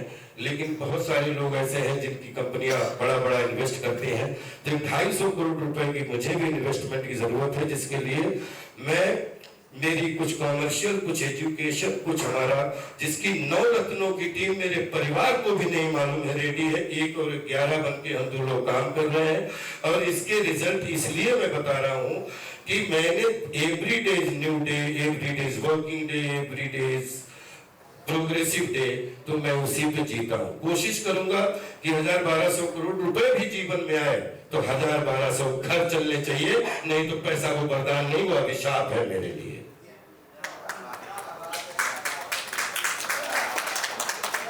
और मैं जानता हूं कि जिन लोगों ने, बस इतना कहना चाहता हूं कि कर्ज तो माता पिता का है, कर्ज तो गुरुजी का है, कर्ज आप सबका है, इस देश के प्यार का कर्ज है, जिसको मैं लौटाना नहीं चाहूंगा। बाकी जो हाथ की कमाई है, हमारे आपके घर में छपती नहीं है, ये सर्कुलेशन की चीज है, इधर से सर्कुलेट होती है, इधर आती है, इधर से दूसरी जगह जाती है, और सर्कुलेशन बिगड़ता है तो अगला सर्कुलेशन रुकता है। बस कोई प्रॉब्लम नहीं है जिंदगी में, यही है कि हंस के सीखा है जीना, हंस के ही सीखेंगे। और रही बात सोशल मीडिया में, बहुत सारे ऐसे वीडियो भी देखते हैं जो कभी कभी हंसी तब भी आती है दया के साथ, कभी हंसी आती है प्यार के साथ, कभी हंसी आती है सर झुकाने के साथ। सोशल मीडिया मेरा बच्चा है। मैं सोशल मीडिया जब 2015 के बाद में जवान हुआ, 2020 में डिजिटल वर्ल्ड में आया, तो एक आदमी ने कम से कम 100 फिल्मों में 90% सुपरहिट कैरेक्टर, उनमें सोशल मीडिया को जवान करने के रूप में भीम में राजपाल यादव भी काम आया। और आज विश्व में कम से कम 14 लाख से 34 लाख तक तो ऐसे बच्चे बच्चियां हैं जो राजपाल के फोटो लगा कर 2,000, 1,000, 3,000, 5,000 करके करोड़ों रुपए कमाते हैं सिर्फ राज्यपाल के फोटो देख के। हमें आपका आशीर्वाद चाहिए, हमें आपकी, और जो हमने ये लास्ट में कि इस पूरे विश्व में सिर्फ 10 लोग ऐसे हो जो चाहे तो 25-25 करोड़ करके दे दे, चाहे 50-50 करोड़ के दे दे, और चाहे, और उसमें ये गारंटी देता हूं कि Rajpal Naurang Yadav ventures private limited हमने एक कंपनी बनाई है, वो 250 करोड़ रुपए सब चीजें सुलझाने के लिए, उसमें 250 करोड़ रुपए की खेती वो जो प्रॉपर्टी है उसका 50% का लाइफ टाइम वो पार्टनर होगा, जो भी हमारे साथ में 250 करोड़ के लिए जुड़ जाएगा। बाकी राज्यपाल को आशीर्वाद चाहिए, और जीवन में यहां कहीं भी live like king and work like labour. राजा था, राजा हूं, राजा ही राज्यपाल रहूंगा। राजा चाहे जेल में हो, और राजा चाहे जेल में हो, चाहे जंगल में हो, चाहे बेल में हो, चाहे इंटरवेल में हो, राजा राजा होता है। और राजा भागता नहीं है, राजा छिपता नहीं है। बहुत सारे लोग अलग अलग आइडिया देते हैं, लेकिन राज्यपाल का व्यक्तित्व, जब मैं बोल रहा हूं कि मैं 105 फीट 2 इंच का हूं, तो मैं 105 फीट 2 इंच का हूं। मुझे समझने के लिए मेरा परिवार को भी, मेरे समाज को भी, मेरे सब साथियों को भी मुझे पढ़ने के लिए उतना खपना पड़ेगा। मुझे 11 साल की उम्र से आज तक मैंने कोई छुट्टी के नाम पे छुट्टी नहीं मनाई है। अगर किसी कहीं काम से गया हूं तो या तो व्यवहार के लिए गया हूं, या समाज के लिए गया हूं, या 2 रुपए कमाने के लिए गया हूं, लेकिन कभी भी छुट्टी मनाने के लिए भी किसी पर्यटक स्थल पे भी, अगर मैं प्रयागराज भी हर साल संस्कार टीवी गवाह है कि मैं धर्म की जय हो, धर्म का नाश हो, प्राणियों में सद्भावना हो, विश्व का कल्याण हो, हर घर अर्थपूर्ण अंजन, और हर घर मीनिंगफुल मनोरंजन। आपका सर्कुलेशन अच्छा रहे, आपका सर्कुलेशन अच्छा तो मेरा सर्कुलेशन 100% अच्छा। राज्यपाल का सपना ये होता है कि 10 दोस्त अगर हैं, उन्होंने आज 1 रुपए की मदद की, तो 10 दोस्त 500 करोड़ के हो जाए तो 5,5000 करोड़ का राज्यपाल खड़ा है। और राज्यपाल को 5000 करोड़ क्या, क्योंकि इतना कद दे दिया आपने, पूरे 1 रुपया जेब में नहीं पड़ा, फिर भी 500 सेल्फी अगर राज्यपाल यादव दुनिया के हर एयरपोर्ट पे जेल खाने के बाद कटवा रहा है, तो विश्वास करिए राज्यपाल कोई तो ऐसी चीज होगी जिसमें नियत और इंटेंशन अच्छी होगी। और ये जो चला है ये नियत का गेम है। मैं इसको बातें के साथ, क्योंकि मेरा मेहुल और मैं गवाह हूं, मिथिलेश और माधव जी ने ये बिल्कुल रिवेंज की भावना में किया। बिल्कुल ये 3 लोग, इन लोगों ने हमसे प्रण लिया था, क्योंकि अगर इनके पास उस समय रिकॉर्डिंग होती दिखा देता। इन्होंने मुझसे कहा था कि 10-40 नहीं पहुंचे तो तुम्हारी 1-1 इंच दिखवा दूंगा। ये बात मिथिलेश ने मुझसे पूछी थी। तो मैंने कहा इस शहीदों की नगरी में शाहजहांपुर में अगर कोई पैदा हुआ है तो या तो जान देने के लिए पैदा हुआ है या जान लेने के लिए पैदा हुआ है। सब कुछ हुआ अच्छे के लिए हुआ है। शाहजहांपुर का बच्चा हूं। पूरे 7 समंदर में जितनी भी एजेंसियां हैं, जब जीवन में कुछ चुराना नहीं तो छिपाना क्या है। कोई ऐसा वकील नहीं बता सकता कि इसको मैंने ये भास्कर जी से लेके, माननीय सौरभ जी से लेके, नितिन पोद्दार साहब से लेके लगभग 12 वकीलों के पास में गया। मैंने कभी कोई वकील नहीं कह सकता 2-2-5 का आइडिया दिया हो। मैंने हमेशा ये बोला कि मेरा कुछ प्रश्न मेरे हैं, वो सिर्फ मुझे सुन लो। शाहजहांपुर में जिस दिन ये बच्चन साहब की हुई, शाहजहांपुर में भी मैंने बोला, मेरा परिवार भी नहीं समझ पाया कि वो 10 मालाएं, वो 10 मेडल पहनाना, वो मेरी जिंदगी का हमेशा के लिए वो कलेश हो गया था। क्योंकि 2 लोगों ने उस समय रिकॉर्ड में उन्होंने बोला कि मैं आज तक जिंदगी भर बोलूंगा कि इन्होंने कहा कि नन्हुओं को तुमने पहनाई मालाएं। नन्हुआ हमने, मैं तो फिर तो मैं भी नन्हुआ हूं साहब, क्योंकि मैं भीड़ का आदमी हूं। भीड़ का माथे का तिलक बन के चला हूं बचपन से। डायलॉग हंसाने के लिए डायलॉग बोलने की जरूरत नहीं पड़ी। हंसाने के लिए हमेशा ब्लड सर्कुलेशन अच्छा करके पवित्र आत्मा से सबको फेस करके बोलने की जरूरत पड़ी। सोशल मीडिया के बच्चों के लिए मैं हमेशा ये कहना चाहूंगा कि चाहे आप साधक बन के हमारे साथ जियो, आपको प्रणाम करता हूँ, आप हमारी जिंदगी में बाधक बन के जियो, आपको प्रणाम करता हूँ, क्योंकि आपका हमारा रिश्ता है, आपके बच्चों से हमारा खून का रिश्ता है। इसलिए जो साधक है उनको भी धन्यवाद, और जो बाधक है उनको भी मेरा धन्यवाद। उनके भी बच्चे अच्छे रहे, जैसे मेरे बच्चे अच्छा रहने का मैं सपना देखता हूँ। अब आप पूछ सकते हैं कोई भी। जब आप इस तरह की किसी सिचुएशन में होते हैं तो बहुत सारी चीजें आपको गलत लगती रहती हैं, लेकिन आप कुछ कर नहीं पाते। आपकी जो इंटेंशन की बात आपने कही, मुझे बताइए कि सबसे पहले आपको कब लगा कि मामला कुछ तो गड़बड़ है, कुछ तो फिर 23 सितंबर 2012 रात में बच्चन साहब की वो निपटी, और सुबह सुबह मेहुल का, ये गोल्डी भाई भी इधर ही होंगे, मेहुल का फोन, मेहुल हमारा पूरा वो समय का जितना वो संभाल रहे थे और हमारे पर्सनल सेक्रेटरी थे, उन्होंने कहा कि फोन आया, ये गड़बड़ जैसा लग रहा है। तो फिर उसके बाद में आपके सामने है जो कुछ भी है। राजपाल जी, अमित हूँ मैं दैनिक भास्कर से। ये फील्ड काफी इनसिक्योर वाली फील्ड है, और मतलब जब आप एज अ प्रोड्यूसर आते हैं तो ये मतलब सारे कैलकुलेशन किए जाते हैं, तो वो कैलकुलेशन आपने क्यों नहीं किया उस वक्त? एक फिल्म बनाई थी राज कपूर साहब ने, मेरा नाम जोकर। जी। मैं तो एक किसान परिवार से आया, और किसान परिवार में ही दाल चावल रोटी, आपको पता, इसलिए अपना बायोडाटा सुनाया कि मैं दाल चावल रोटी का इंतजाम अपने कुड़रा और शाहजहांपुर में करके आया। भारतीय सिनेमा का हिस्सा बनने आया, पूरे विश्व की सिनेमा की सेवा करने आया। अगर मैं आपसे पैसे ले लूं, सोने की माइनिंग चलाने लगूं, तब तो गलत आदमी है। लेकिन 100 साल से फिल्म फाइनेंस फंड, 50 प्रोड्यूसर, कोई फिल्म डूबती है, कोई फिल्म अच्छी बनती है, कोई फिल्म बुरी बनती है। मैं भी एक्टिंग करते करते मुझे ऐसा लगा कि 100-200 अभिनेताओं के साथ कुछ ऐसा प्रयोग किया जाए जो फिल्म ना लगे, और टेलीविजन ना लगे, और थिएटर ना लगे, लेकिन तीनों का मिक्सअप लगे, एक सैटारिकल साधारण बनाए।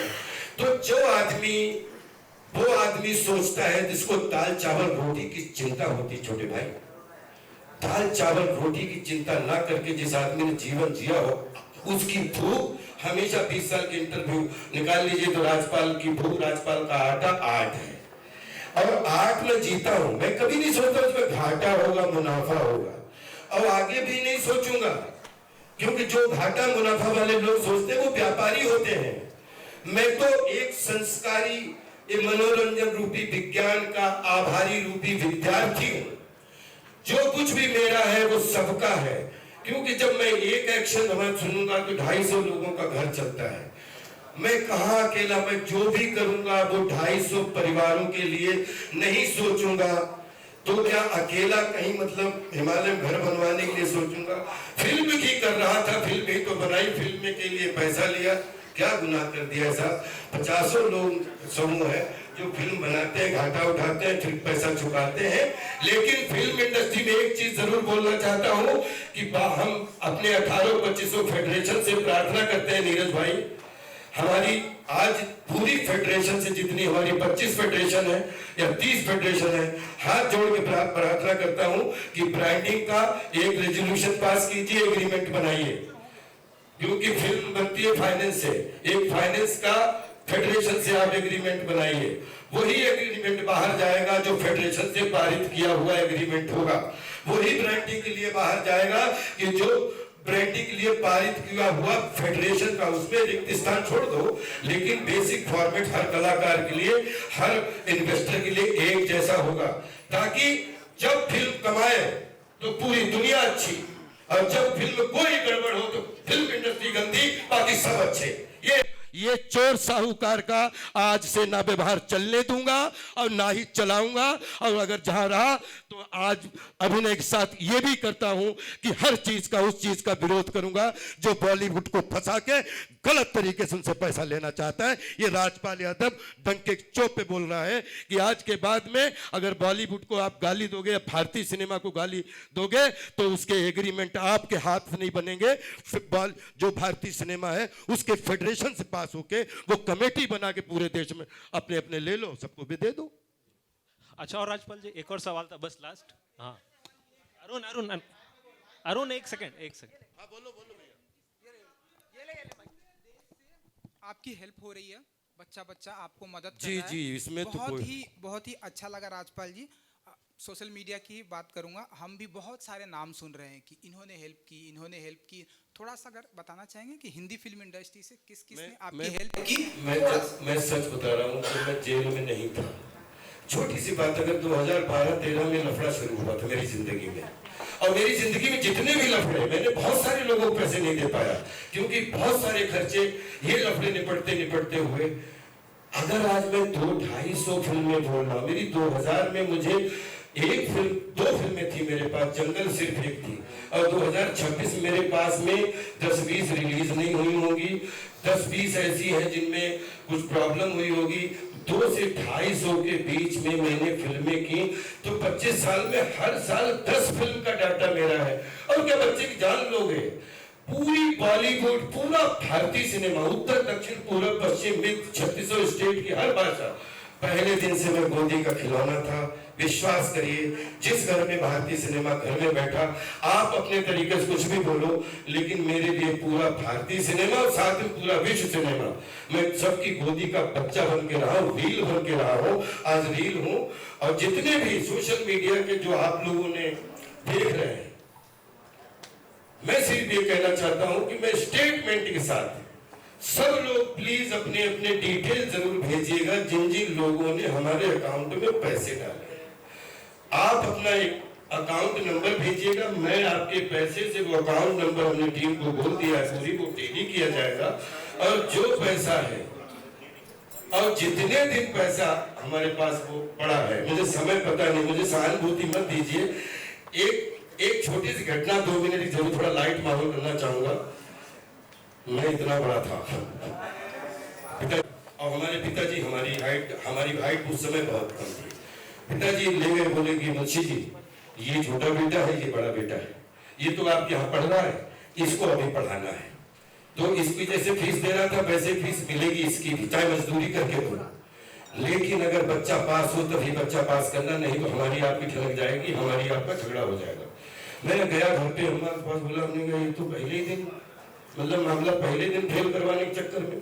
तो पिताजी ने मुझसे बोला, तो क्या, माता जी खड़ी थी, तो क्या हम पैसे लगाते रहे, आप इधर उधर से आए बाएं साए से बेवकूफ बना के पास होते रहे, मुझे पता भी नहीं लगा कि ना चले कि आप करना क्या चाहते हैं। तो मैं पैसे नहीं लगाऊंगा, मैं आपसे खेती करवाऊंगा। तो मैंने कहा पिताजी खेती भी करूंगा, आपके साथ घास भी छीलूंगा, आपके साथ पढ़ाई करूंगा, और रात शाम सवेरे हम आपकी हेल्प भी करेंगे। 20 साल तक लगातार मैं एक किसान और परिवार का बेटा होकर पढ़ाई करके, जब मैं जनपद रत्न मुझे मिला जंगल के पास, और मैं गया शाहजहांपुर, जब पूरे शाहजहांपुर ने हमें खूब मालाएं हमारे स्कूल ने पहनाई, खूब आशीर्वाद मिला, और पिताजी रात मिल गए अकेले। तो मैंने कहा, तो बहुत देर मैं चुप, पिताजी बहुत चुप, बोले क्या हो गया? तो हमने कहा एक बात आप कान खोल के सुन लो। तो पिताजी से कभी मैंने ऐसी बात ही नहीं की थी।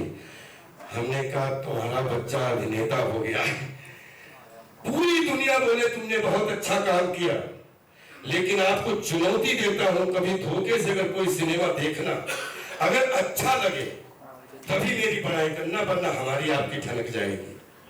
तो बोले ये कैसी बात है? हमने कहा बच्चे सब, जब आपने 6-7 साल का बच्चा होता, जब आपने टीचर को बोला था, आज मेरी जीवन के सबसे बड़े टीचर आप हो कि मैं पास होके आपके सामने खड़ा हूं, लोग मेरे साथ फोटो खिंचवा रहे हैं। तो आज के बाद मैं जीवन पर बड़ा रहना चाहता हूं, इसलिए कड़ा होके आपको परीक्षा देना चाहता हूं, क्योंकि बेटा कैसा भी हो, बाप उसको अच्छे मार्क्स दे ही देता है। माता को तो छोड़ी दो, माता तो 100 नंबर से भी ऊपर दे देती है। वो रिश्ता 26-25, अगले साल 30 साल हो जाएंगे ब्रदर, आज तक उसी रूप में अपने परिवार को लेता हूँ, उसी रूप में अपने संसार को लेता हूँ, हर समाज को लेता हूँ। और बोलते हैं कि जितने भी पिछले 20 साल से धार्मिक स्तर है, हिंदू, मुस्लिम, सिख, ईसाई, संत, पीर, फकीर, महावीर, बुद्ध, विवेक, सनातन,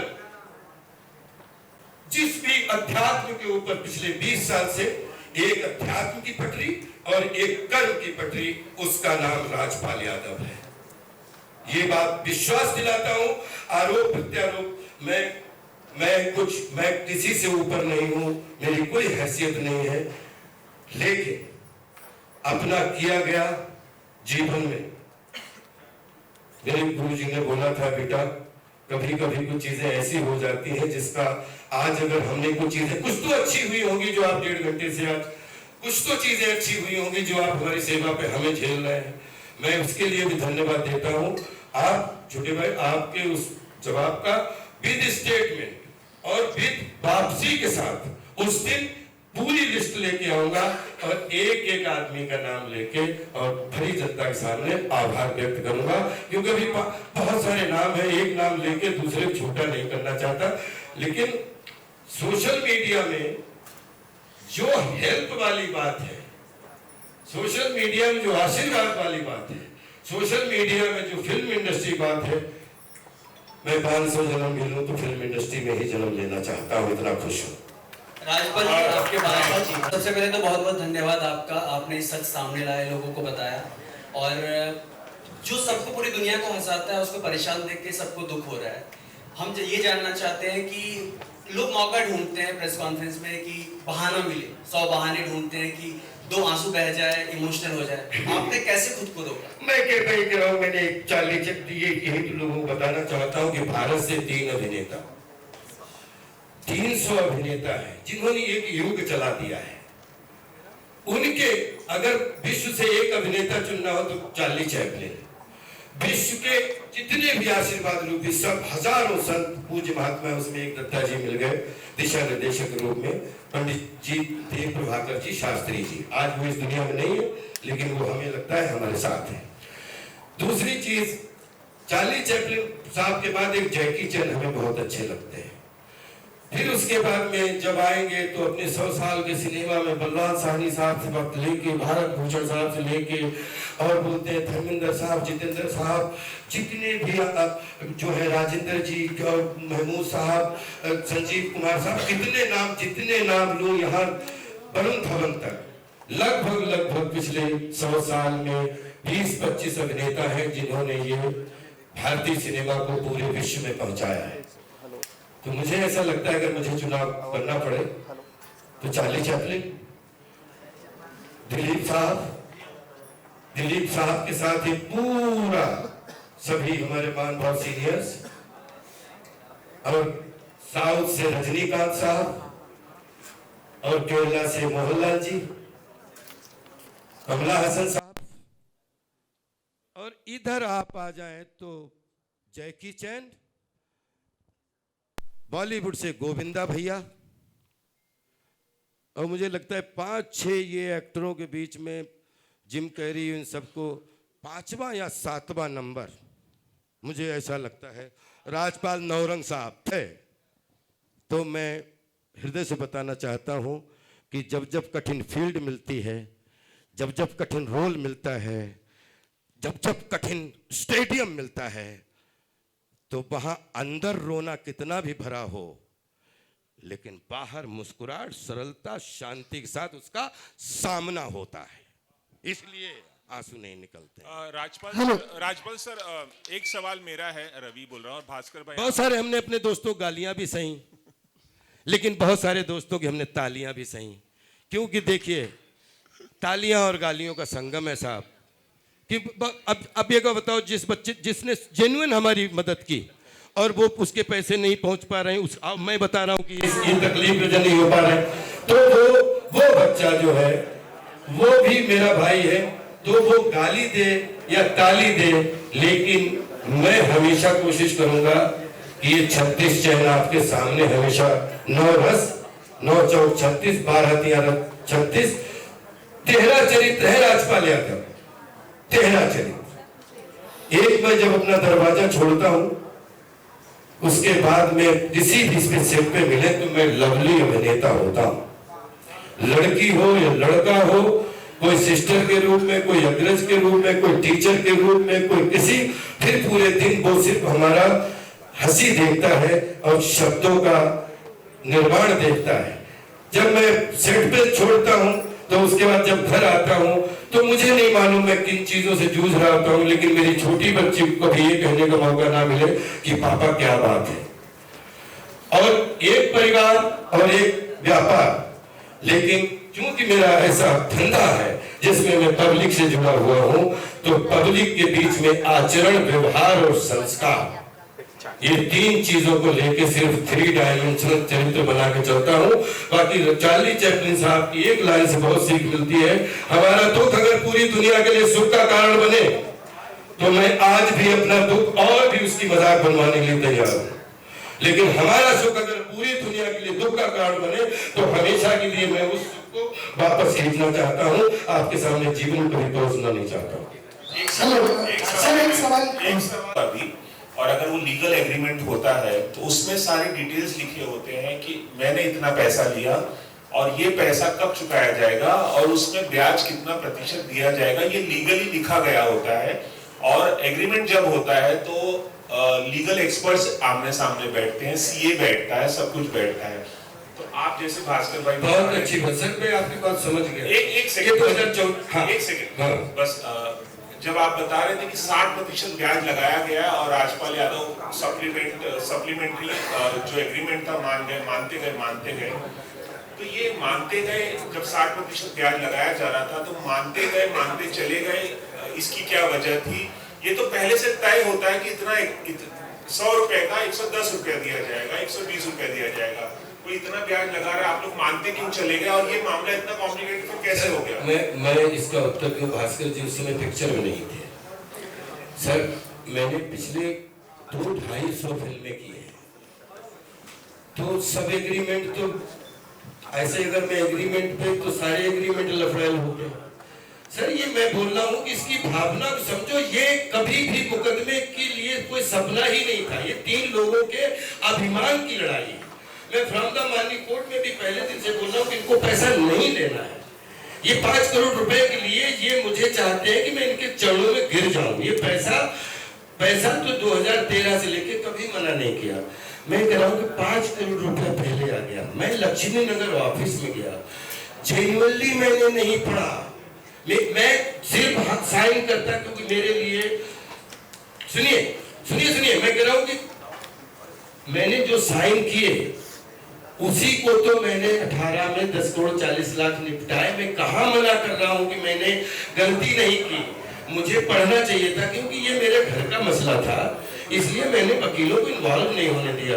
क्योंकि थोड़ा इमोशन क्या होता है, कभी कभी कुछ बात की वैल्यू होती है, कभी कभी कुछ रिश्ते की वैल्यू होती है। जो आदमी खुद 1000-1500 करोड़ का आदमी है, एक फोन पे एक मीटिंग में इधर आया, उसने सर्वे किया, 5 करोड़ रुपया पहुंचा दिया, तो वो मेरे खिलाफ कौन सी कॉन्सिक्वेंसी करेगा? आप मानते हैं कि आपकी तरफ से गलतियां हुई? मेरी तरफ से गलतियां तो बचपन से हो रही हैं। मैं ये बोल रहा हूँ, मैं गलतियों का पुतला हूँ, लेकिन एक बात आपको आज से नहीं पूरे जीवन के लिए बताता हूँ कि राजपाल बचपन से चोर है, बचपन से छलिया है। जिस घर में घुस जाता है पूरे घर का दिल चुरा के चला आता है और पूरे घर का अपना बना के चला जाए। तो जब तक जिंदा हूं पूरे घर को अपना बनाने की कोशिश करूंगा, पूरे संसार को। ये जो मसला है इसमें नहीं इन्वॉल्व था, ना वकील इन्वॉल्व था, इवन बीवी को इन्वॉल्व नहीं होने दिया। वही तो बता रहा हूं कि इस एग्रीमेंट में फिल्म रिलीज होने के बाद 5 का 8 करोड़ रुपया माधव जी को मिलेगा, उसके बाद जो भी है मेरा है। फिल्म एक सेकंड इसमें ऐड कर बोलना चाहिए। अगर आप कहते हैं कि विश्वास करना 100% इंटेंशन, अगर हमने जितने भी साक्ष्य रखे हैं, मानी हाई कोर्ट कानून की शरण में सब लोग, कानून से बड़ा कोई नहीं है। जिस दिन मैंने इनसे 3 बात बोली कि 5 करोड़ रुपया या तो उधार हो सकता है, 5 करोड़ रुपया फ्रॉड हो सकता है, 5 करोड़ रुपया इन्वेस्ट हो सकता है। तीनों चीजें कैसे 5 करोड़ हो सकती हैं? वो 5 करोड़ में अगर आप कहते हो कि एग्रीमेंट बना, तो मैं आपसे पूछता हूँ फिर फ्रॉड कैसे है? इंटेंशन बताइए। जब आपने एग्रीमेंट 3 एग्रीमेंट बना लिए, फिर आपको शर्म आनी चाहिए कि राजपाल ने किया फ्रॉड। लेकिन आपने बोले कि राजपाल ने फ्रॉड किया। न्यूज आई पूरी, आप 2012 की आप देख लीजिए, न्यूज़ें देख लीजिए, रिसर्च कर लीजिए। मैं कह रहा हूं कि चलो लोन भी मैं मानता हूं, तभी तो 2018 में चुकाया। अगर लेकिन आपका इंटेंशन विश्व की अदालत में, दुनिया के उसमें मिशन था तो मैं 20 करोड़ का हिसाब देने के लिए तैयार हूं, और आप वीडियो के माध्यम से बोलते हैं कि 5 करोड़ का 25 करोड़ हो गया। मैं तो ये आपका सुनने के लिए तरस रहा था कि आपका 5 करोड़ का जब 2026 25 करोड़ हो गया तो मेरा 16 करोड़ 160 करोड़ का हो गया। अब 160 करोड़ रुपया सिर्फ आपके 5 करोड़ के, इसने इतनी बदनामी, यही तो धमकी। वो लोग बोलते हैं कि 60-70 आदमी, सोचिए राजपाल तो गुंडा हो गया फिर। 60-70 लोगों के साथ, बताओ। मैं जाता था किसमें, हाई कोर्ट में। ये सब वीडियो सुना ना आपने, 60-70। फिर थोड़ी देर बाद बोलते फिर तो मैं तो कोर्ट ही जाना बंद कर दिया था, ये भी बोल रहे हैं। माननीय हाई कोर्ट की एक घटना बताता हूं जिसका इसी किस्से से लेना देना है। कौन से सन की बात है, 2018 की 2016 की। एक डिग्री पास हो गई थी उससे पहले। सर क्या हुआ कि नीचे कड़कड़ डुबा में हमारे खिलाफ में वारंट कट गया। माननीय हाई कोर्ट ने जो मुझे, मतलब मैं चरण छूता हूं उस जमीन के। मैं 19 तारीख को मेरी जमानत हो जाती, मैं चला जाता हूं हिमाचल शूटिंग करने। अब मैं 27 तारीख को माननीय हाई कोर्ट में पेश होता हूं। दिन भर हाई कोर्ट में रहता हूं, जैसे बाहर निकलता हूं मुझे गिरफ्तार कर लिया जाता है। किस बात से गिरफ्तार कर लिया जाता है कि कड़कड़डुमा कोर्ट में आपके खिलाफ गिरफ्तारी वारंट है। मैं उनसे बोल रहा हूं कि भाई साहब, अभी मैं हाई कोर्ट से निकला हूं, कड़कड़डुमा में मैं 19 तारीख को मैं जब हिमाचल गया था शूटिंग करने, बागे की क्रेजी बारात, तो मैं प्रॉपर अपनी जमानत लेके तब मैं शूटिंग गया। सर मुझे जिप्सी बिठा लिया जाता है, और जब अब जाके कड़कड़डुमा आने से पहले मुझे छोड़ दिया जाता है। वहां वकील भी हंस रहे, सब लोग हंस रहे हैं। अब बोले वो जमानत तो 1 सप्ताह पहले। दूसरे दिन जब माननीय हाई कोर्ट में हमने अपनी शिकायत क्या ये रखा कि मैं, तो उस दिन वो क्या हुआ था, उस दिन के वो आप वो भी प्लीज दीजिएगा कि उस इतना, ये भी इतनी डांट पड़ी कि आपकी हिम्मत कैसे हो गई कि आप हाई कोर्ट के किसी उसको आप बाहर से गिरफ्तार कैसे, कितना बड़ा बलवा हुआ। और बाद में तो हमें क्या है, मैं कह रहा हूं, मैंने जब 2014 मैंने ये बात बोली थी कि ये लड़ाई पैसों की नहीं है। पैसों की लड़ाई होती तो बहुत पहले निपट चुकी होती। ये अभिमान की लड़ाई है, ये होरी महाजन की लड़ाई है, ये मर्चेंट ऑफ वेनिस की लड़ाई है, वेनिस के सौदागर की लड़ाई है। आप समझने की कोशिश कीजिए, इंटेंशन की लड़ाई है। अगर मेरा इंटेंशन सही था तो 20 करोड़ का हिसाब मैं देता हूं। अगर आपका इंटेंशन ठीक था, ये आपके सामने लास्ट थी, ये बोतल में 10 लोगों के पैसे लगे, 5 करोड़ आपके भी लगे। ये जनता के बीच बोतल आनी है, हमारी आपकी 10 लोगों की लड़ाई भी हो जाए। आप इस बोतल को बदनाम नहीं कर सकते जब तक जनता ना डिसाइड कर दे कि बोतल अच्छी है कि बुरी है। आपने बोतल को मार्केट में ही आने से जीरो कर दिया, मार्केट में आने से पहले ही जीरो कर दिया। इंटेंशन, क्योंकि आपने 23 सितंबर को मेरे कानों में, मुझे खूब याद है, आपने बोला 5 करोड़ कहाँ आते हैं, कहाँ जाते हैं। अब मैं 1,500 करोड़ में इस पे बार बार बोल रहा हूँ। अब इस पे दोनों को करवाओ, मैं अक्षरशः बोल रहा हूँ। इसमें अगर ये शब्द ना हो तो राजपाल जो बताओगे, पहले भी खड़ा था, आज भी खड़ा है, और जिंदगी भर चाहे किसी भी आदि का सामना पड़े, भागे हुए लोगों में नाम नहीं लिखवाएगा। पिछले 12 साल से करियर बर्बाद हो जाएगा, ये हो जाएगा, ये धमकी, वो धमकी, ये तो इनकी तरफ से। और लास्ट में अपनी बात समाप्त करते हुए, जिस दिन मैं जेल में गया, अभी सर ये लास्ट में बहुत गंभीरता से बोल रहा हूं, ये लास्ट सवाल, जिस दिन मैं जेल में गया अभी, तो मुझे ये कहा गया कि अब की चलो जेल में ठीक ही करवा दे। तो मैं उस समय सम्मान के साथ उनको ये भी बोल दिया कि मैं जेल जा रहा हूं, बाकी तो सब आपने पूरी कोशिश कर ही ली है, तो ये भी आप कमी मत रखना, ये मैं आपको निमंत्रण देगी। ये हम लोगों में ये 3 लोग पूरे देश को या तो राजपाल मूर्ख बना रहा है, या तो फिर माधव जी मूर्ख बना रहा है और मिथिलेश जी मूर्ख बना रहा है।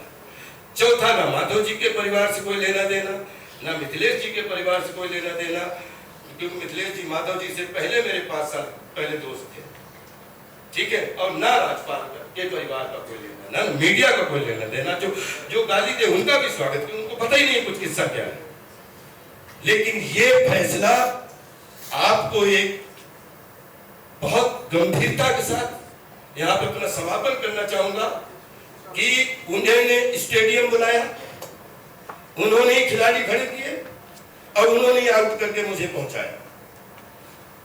ये फैसला 1 साल और लगे या 10 साल लगे, माननीय को, जिसमें उनको ये बताना पड़ेगा कि फ्रॉड था, कि इन्वेस्टमेंट था, कि ये लोन था। मुरली प्रोजेक्ट ने, मैं बहुत सारी ऐसी चीजें हैं, लेकिन लास्ट में प्रश्न, क्या मुरली प्रोजेक्ट को 5 करोड़ रुपए देने का अधिकार, उसमें लाइसेंस था? अच्छा, राजपाल सेवन के 94 से लगातार दिल्ली से जुड़ा हुआ हूँ। जमानत लेने तो कई लोग आए, क्योंकि 27-28 मुकदमे थे, साथ उसके थे। जमानत लेने तो बहुत लोग आए, बाकी कभी भी गाड़ी और घोड़ा या साथ में चलने, तो ये लोग बैठे हैं, ये काले कपड़े में बैठे, इनका देख लो, चश्मा लगे, राजीव गुप्ता है, और वो उधर कुलदीप हैं। इनकी आगे यार हमें एयरपोर्ट से रिसीव कर लेना वहाँ। बाकी भास्कर जी से कभी भी पूछ लीजिएगा कि कब आपके साथ 70 लोग हमारे वो करने के लिए आए, बस इतना। 7 मुकदमे होंगे और 7 मुकदमे इन पे, 7 मुकदमे इनकी पत्नी पे, उसमें सब में 2-2 श्योरिटी, तो 7 दूनी 14 और 28, तो ऐसे ही लोग कम से कम जमानती चाहिए होते हैं। तो उसको अगर वो अन्यथा अगर लेके गए, उससे कोई लेना देना नहीं है। राजपाल जी, मेरा एक पर्सनल, राजपाल जी, राजपाल जी, और बाकी ये भैया जो बोले, जितने भी सोशल मीडिया पे फोटो आप देख रहे हैं, जो भी, राजपाल भाई सुनिए, ये मतलब सबका ही। राजपाल भाई इधर मैं बोलो, मैं क्या कुछ कहना चाहता हूँ, पूछ नहीं रहा, सवाल नहीं है। आपने आज 2 घंटे की ये मैराथन प्रेस कॉन्फ्रेंस करके, आज 2 घंटे की है, अब अगले 12 साल नहीं बोलूंगा। सुनिए, 2 मिनट सुनिए, मेरी बात सुनिए। राजपाल भाई, जिसने चोरी की होती है ना, सबसे पहले वो मीडिया से भागता है।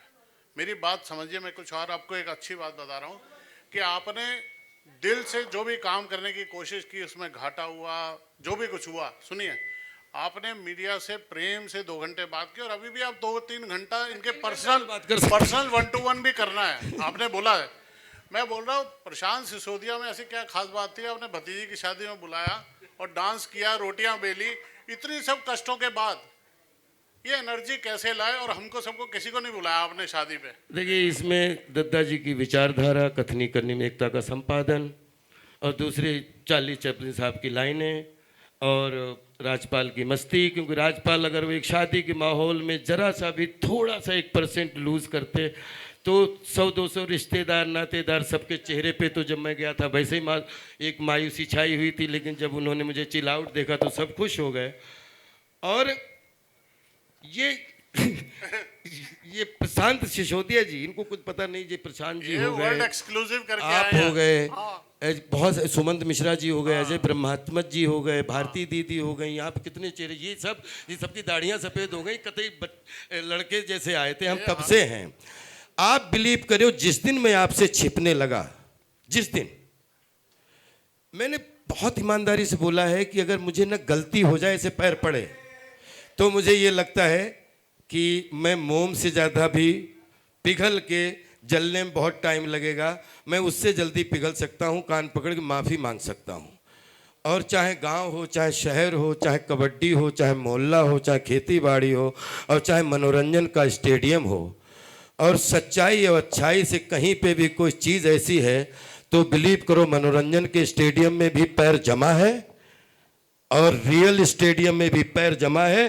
पैर तब तक नहीं झुकेगा, आंख तब तक नहीं झुकेगी तब तक कुछ गलत नहीं किया होगा। और अगर गलत कर दिया तो समझ लो ऐसे, गलत नहीं किया, लोहा हमारे सामने पिघल सकता है। मैं बड़ी बातें नहीं कर रहा हूँ। राजपाल पूज्य नौरंग सिंह यादव जी का बेटा है और पंडित देव प्रभाकर जी शास्त्री जी जद्दा जी का शिष्य है। लोहा सामने पिघल जाएगा, नज़र नहीं पिघलेगी, इतना सच्चा हूँ।